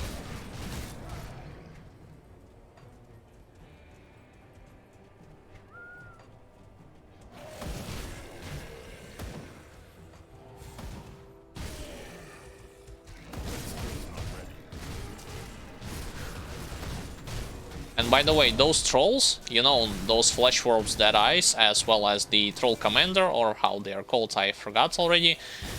They are another type of enemies that is gonna require from you to have additional means of reducing their total number of defense, because otherwise you are going to hit them for too long.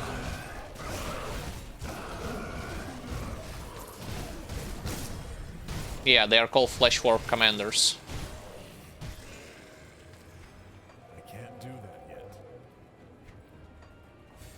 It's just that previously, guys, I have explained that pierce damage mechanically allows you to ignore by default certain number of armor that your opponent might have, and it's useful on earlier acts, like Act 1 and Act 2, but when you move on to the Act 3, you will start seeing that it's not enough to quickly kill those enemies that have extra defense on top of them. You'll have to find a way to reduce it, either via resistance reduction abilities or via your active constellations.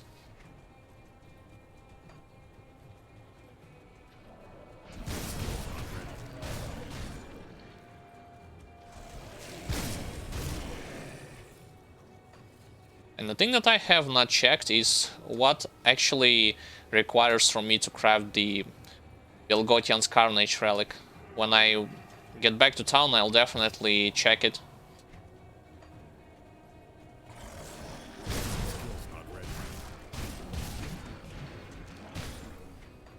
And why it's important for you to find a means to reduce your opponent's defenses when you're playing any type of damage. Pretty much it's based upon their total number of defense, the higher the difficulty gets.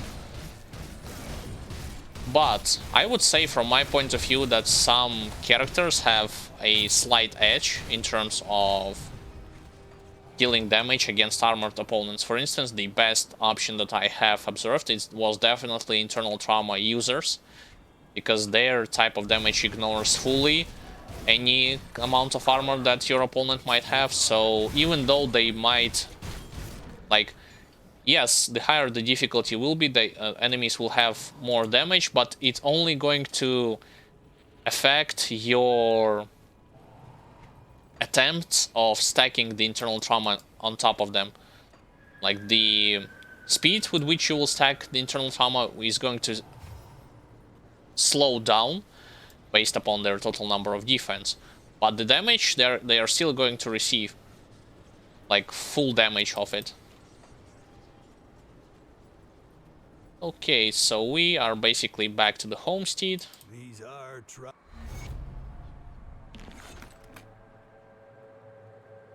You know what? I think I can go over there and return.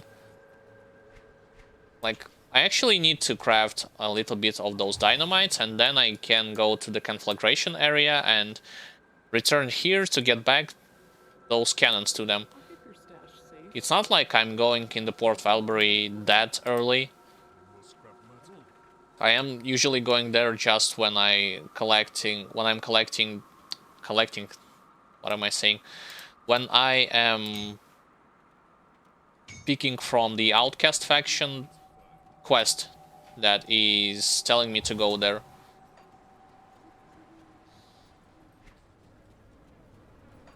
And at this stage it should not take that long to be able to defeat that Guardian that protects those cannons.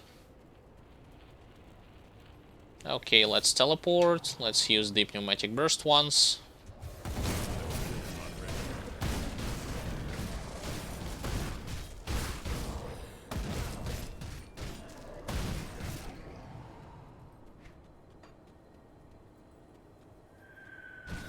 Still no seal of blades or any kind of seals that are applicable for your weapons at level starting from level 75. We have Ancient Ether Warp Totem, ladies and gentlemen. This is your tier 3 Ether Totems, which you will encounter during your playthrough.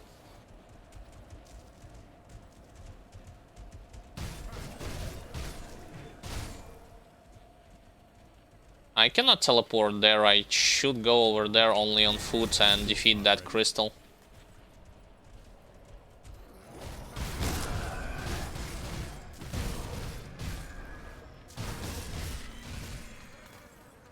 And I had crafted dynamite for a specific reason. You are going to need here 2 or 3 to open up the passage that leads to eventually to the Port Valbury itself. So it's only going to be useful later. Wait, where are my blades went? Huh? Why am I playing without blades? Oh, that happened. Perhaps I accidentally misclicked and I turned off my dual blades that were following me from time to time.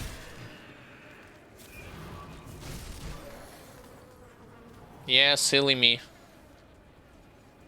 So, first I'm going to go over there just for the purpose of collecting extra ether shards. And then I'm going to eventually return back and search for that cannon area. Well, area in which there are cannons.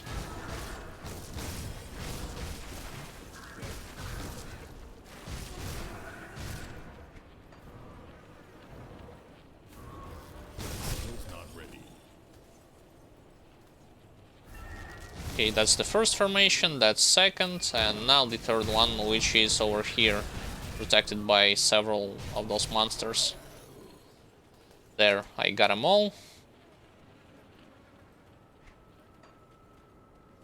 You can utilize those dual blades, like to cheese some of your encounters. For example, if enemies are grouped behind the wall or behind the fence, and you are afraid to step onto the ether ground, you can utilize those dual blades, in case you have them, to deal damage to your enemies. And similar to that, in Bastion of Chaos, there are more instances when you can do practically the same. Oh, this is already, I think, I had failed my rotation against this reflective guy. I should have tried to stun him first.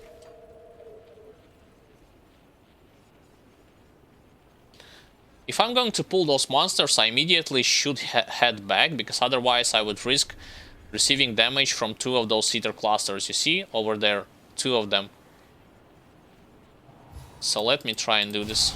Yeah, immediately let's pull back, let them come to us. You do not have to stay anyway that close to the totem itself. You can easily pull back. And you...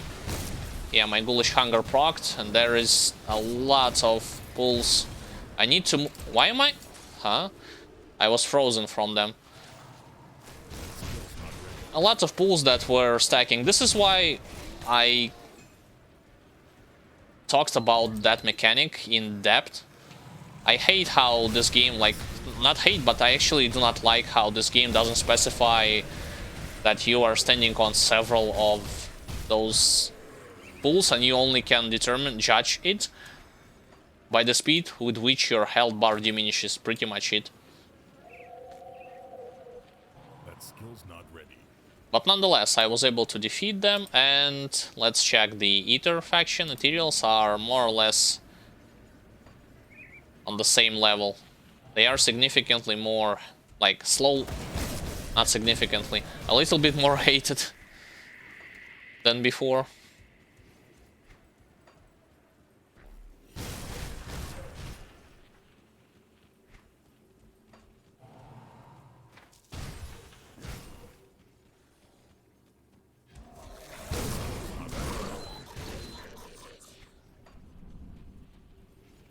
And I still couldn't reach those ethereal crystals from here.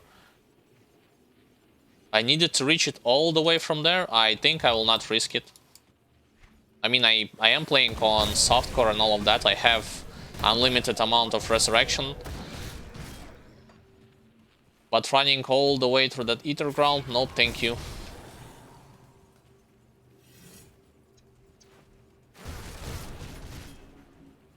By the way, those enemies which you have seen before, especially those who are watching this for the first time in terms of monster totems, they are from Ashes of Melmoth DLC. They are not from your main campaign.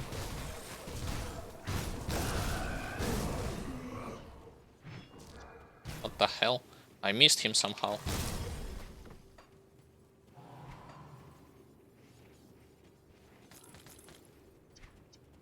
It says that I can go back and defeat one of those things. Can I defeat them with my Blade Spirit, I wonder? If I send them over here. Nope, it's actually not possible.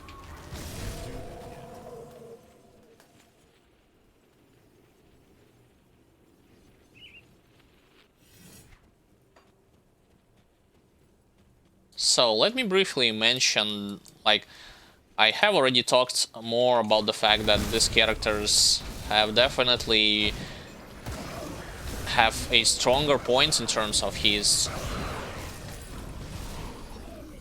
single target damage and short burst of area effect damage, but I would say that because of the Word of Renewal right now, his mid-game is definitely going to look a bit different than I would expect.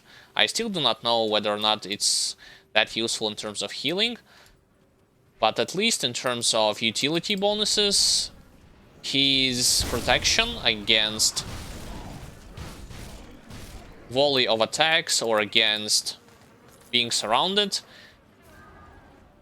and receiving a lot of damage in general in melee range is going to be significantly higher. His protection overall.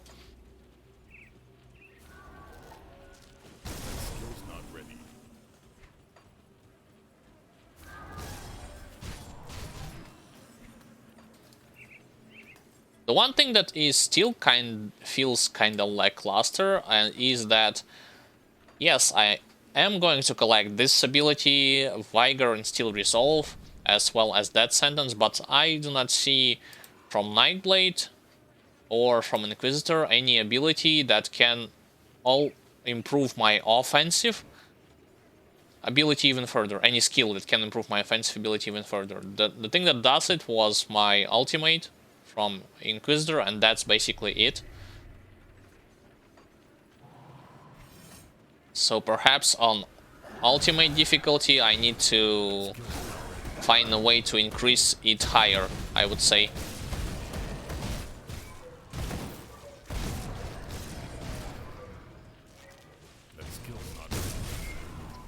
Alright, let me return back to that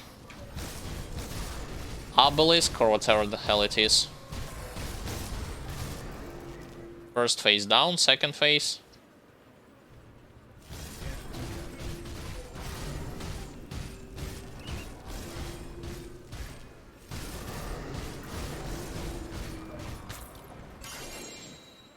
Tome of Atonement. I believe I had already picked it up. No, I haven't.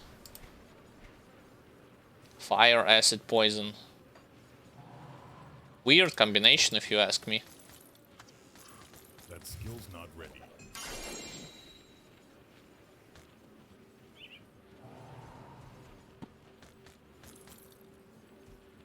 Okay, and let's all go over there, pick up our cannons. And on that note, when it comes to leveling up, briefly touching upon his strengths and weaknesses. His strengths, like I said before, is definitely single target and short burst area effect damage, high physical resistance, movement speed, as well as passive health and active health regen, and some added bonuses in terms of his mobility that allows him to teleport to one enemy or in a particular spot on the ground with the help of glyph or with the help of skills.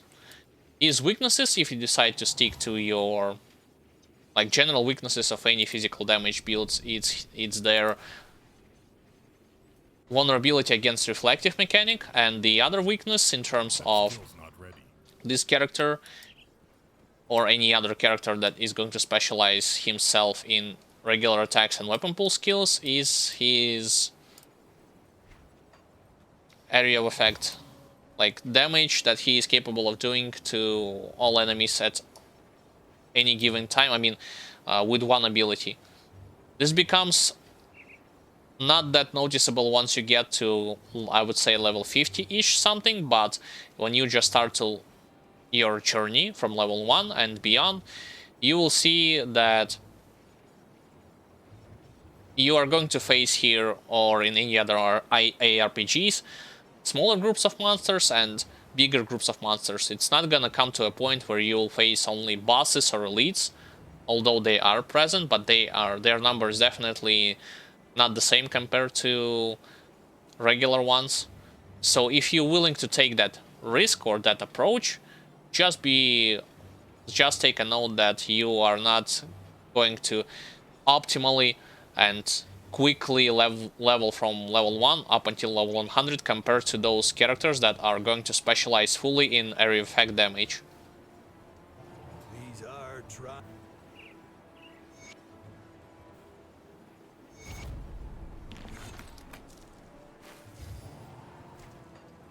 Alright, I believe I had picked everything up in terms of lore notes from the previous difficulty, so I should not see anything extra. Yep. Oh, wait a second, I forgot to talk with Krieg. Excuse me, not the Krieg, with the Olgrim back at the Deadman's Gulch. Whoops. Yeah, let's fix it. So, teleport over here.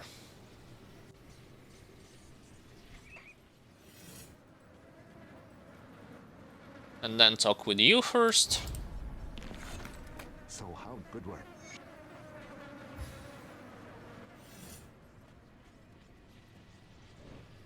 And then go directly at the homestead.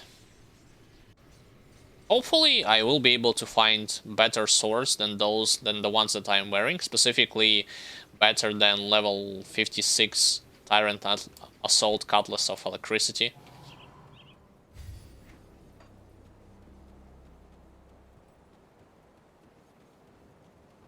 I wasn't sure. I wish I'm going to.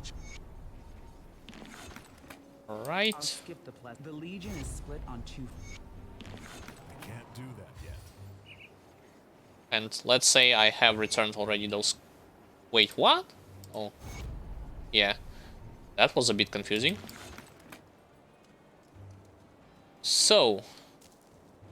I believe I have checked previously if rovers have something useful in terms of pierce damage at revered status, but then again, I am also going to buy their blueprints, yeah, those two, for a belt and for an empowered bolt speeder.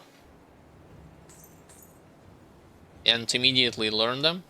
Iron well spent. Come see what's left of my wares. So... Pierce, Ether, Fire, Lightning. I mean, I can utilize Lightning resistance to be able to increase my lacking 63%.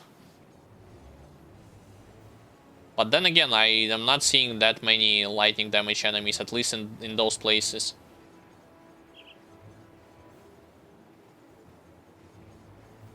And about pierce damage, they do not have anything useful. Nope. Sadly not the case. I mean, if you exclude some of their weapons, that only gives either fire damage or poison and acid damage. Put it to good use. And with the Black Legion, I think I have not reached the revered status yet, so I need to increase it a bit further. Wait, now that I'm at town, let's check what actually needed from me in terms of crafting the Belgotian's Carnage relic.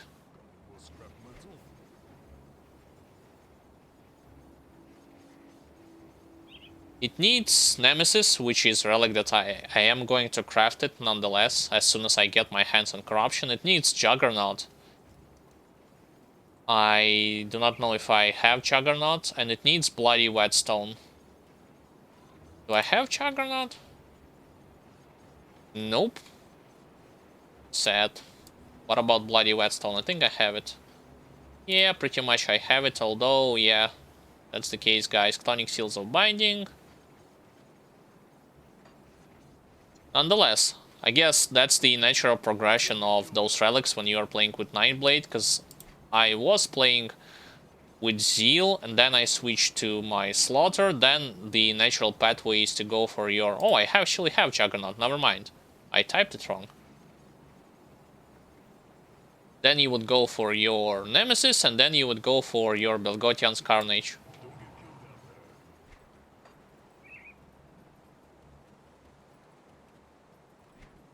So let us go over there and start investigating the invested farms territories. I think this leads to nowhere. This is basically a dead end.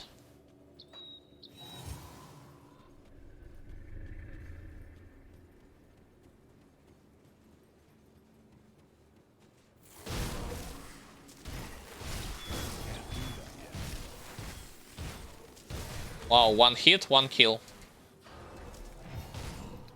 So far for being those gigantic bugs. Not so far, so much. What am I saying?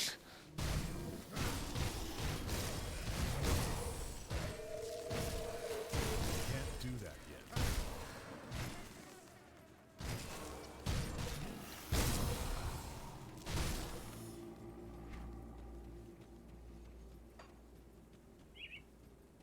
And do not forget that if you are going to go for the hidden treasure quest in this territory, you have to search manually for a corpse, which can be spawned in different locations in one of those houses before you can click on it and collect the map, which in return will eventually lead you to your reward.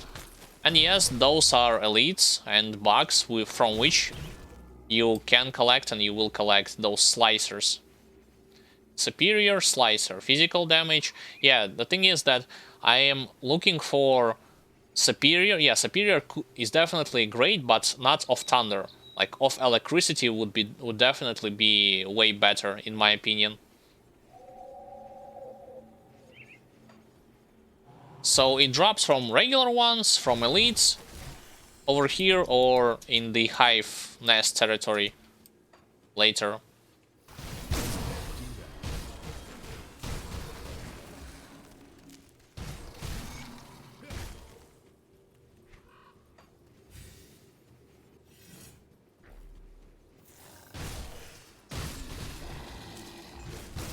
We have another elite here, Sun Eater. Well, we had another elite. But sadly he didn't give me any sword.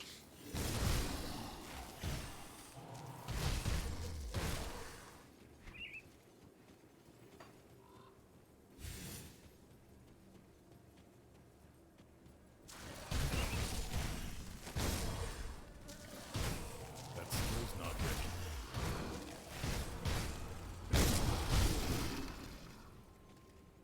Yeah, as you see guys, when those blade spirits by themselves, they are going to attack enemies like with default attacks, quote unquote, as well as with the ranged projectiles of their own, which looks like your blade spirit. I mean, not the blade, which looks like, how's it called again? Blades of red, although they are highlighted with white color. But when blades of red are going to appear, you'll see them highlighted with the blue color.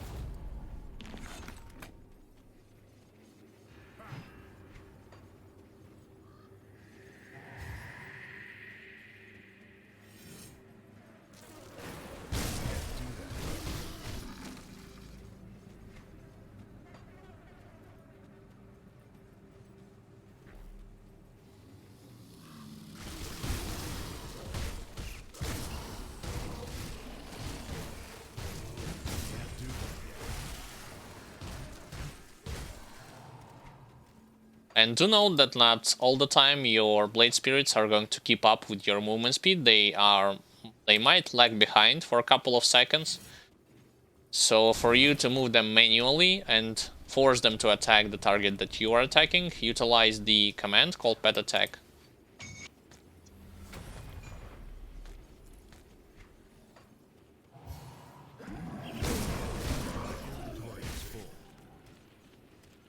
Yay, full inventory again.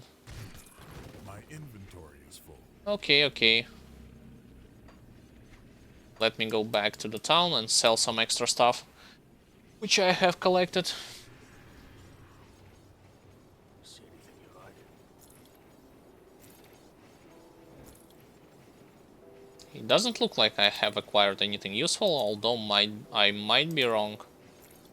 Definitely all the stuff for casters have to go, as well as those one-handed daggers, which definitely look like a sword to me.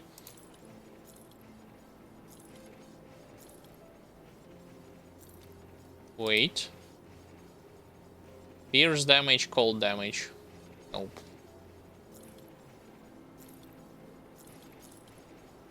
What about the slicer? Oh, we have already discussed it has a thunder, so I might as well just sell it.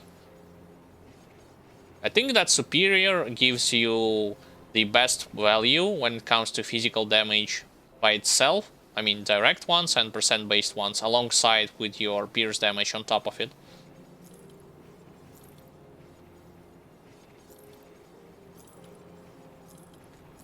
This thing I already know, so I can just sell it.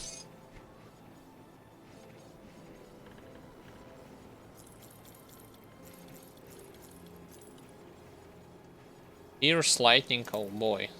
Nope. I'm not even gonna analyze it. Yeah, this thing I'll definitely keep. It's either for lightning builds or for your fire and burn builds. Like one of those two. 10% physical damage converted to fire, health regen, a lot of resistances. Yeah, let's not sell it. At least one of the legendary item that's actually good. I mean, eventually I'm going to collect even more that are more or less good or bad. Lightning damage, elemental resistance, lightning retaliation. Yeah, so this is one of those sets for lightning retaliation. Wait, +2 skills in Oathkeeper? If I'm not mistaken, Oathkeeper specializes either in physical damage, vitality, acid, or internal trauma. What does lightning retaliation have to do with Oathkeeper? Weird.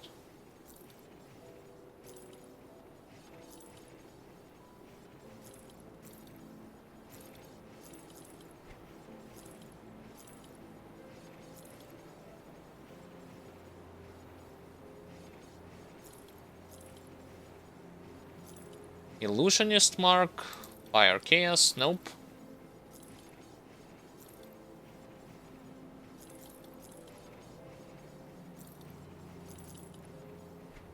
Next one. Agar's Betrayal, fire chaos, burn damage, physical converted to chaos, flames of Ignafar. Oh, and vindictive flame. Another thing, another item for flames of Ignafar. Channeling spell, yeah, that's the right way to put it. I finally recalled how those abilities are being named channeling spells. It's either Albrecht's Death Ray or Flames of Ignafar. See you around. And then we are going to leave everything extra in the stash.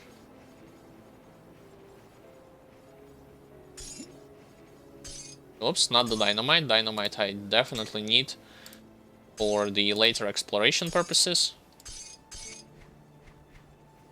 I'll keep an eye on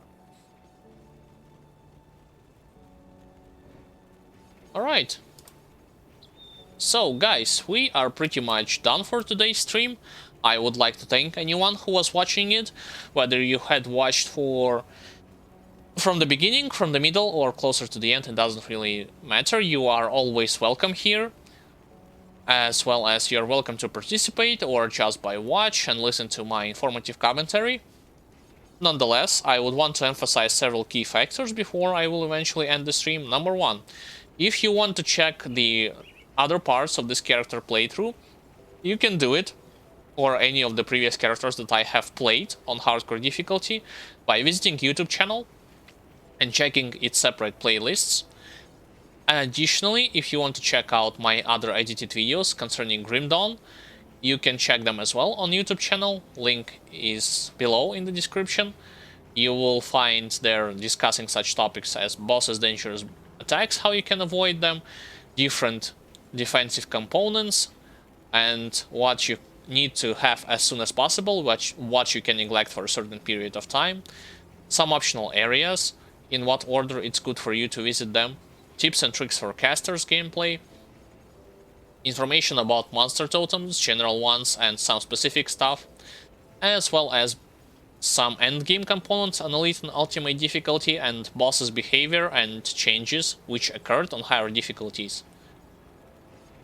If you like this kind of content on YouTube, you can leave a like and subscribe, as well as share it, you know, all of the stuff already. Additionally, if you want to check out the precise schedule, you can do this here on Twitch channel, on this Twitch channel. My Grim Dawn schedule, or my brother's Shin Megami Tensei Nocturne game. We are utilizing the same channel, although we are streaming on different days. And if you wish to stay up to date with all of the future content that we are going to post, whether it be edited videos or games that we are going to announce in advance before we are going to play it, be sure to follow us on Twitter or Facebook, one of those two, or just checking the Patreon page, because there we usually post all of the new stuff first, beforehand, before we post it on the Twitch or YouTube, respectively. Additionally, if you want to support me or my brother, you can utilize the Streamlabs donation link, or you can utilize and visit the Patreon page link. There, each and every one of you who are willing to become Patreon are going to receive certain perks and bonuses depending on the amount you pledged. Bonuses include such stuff like early access to edited videos, as well as Q&A stuff and some behind-the-scenes content, which you will not get otherwise. Nonetheless, with all that said, once again, I would like to thank anyone who was watching it. I wish you all the best. Take care, guys. Take care of your health and the health of your relatives, especially in these times that we are living right now. And with that said, I will see you all on the next stream. Bye, guys.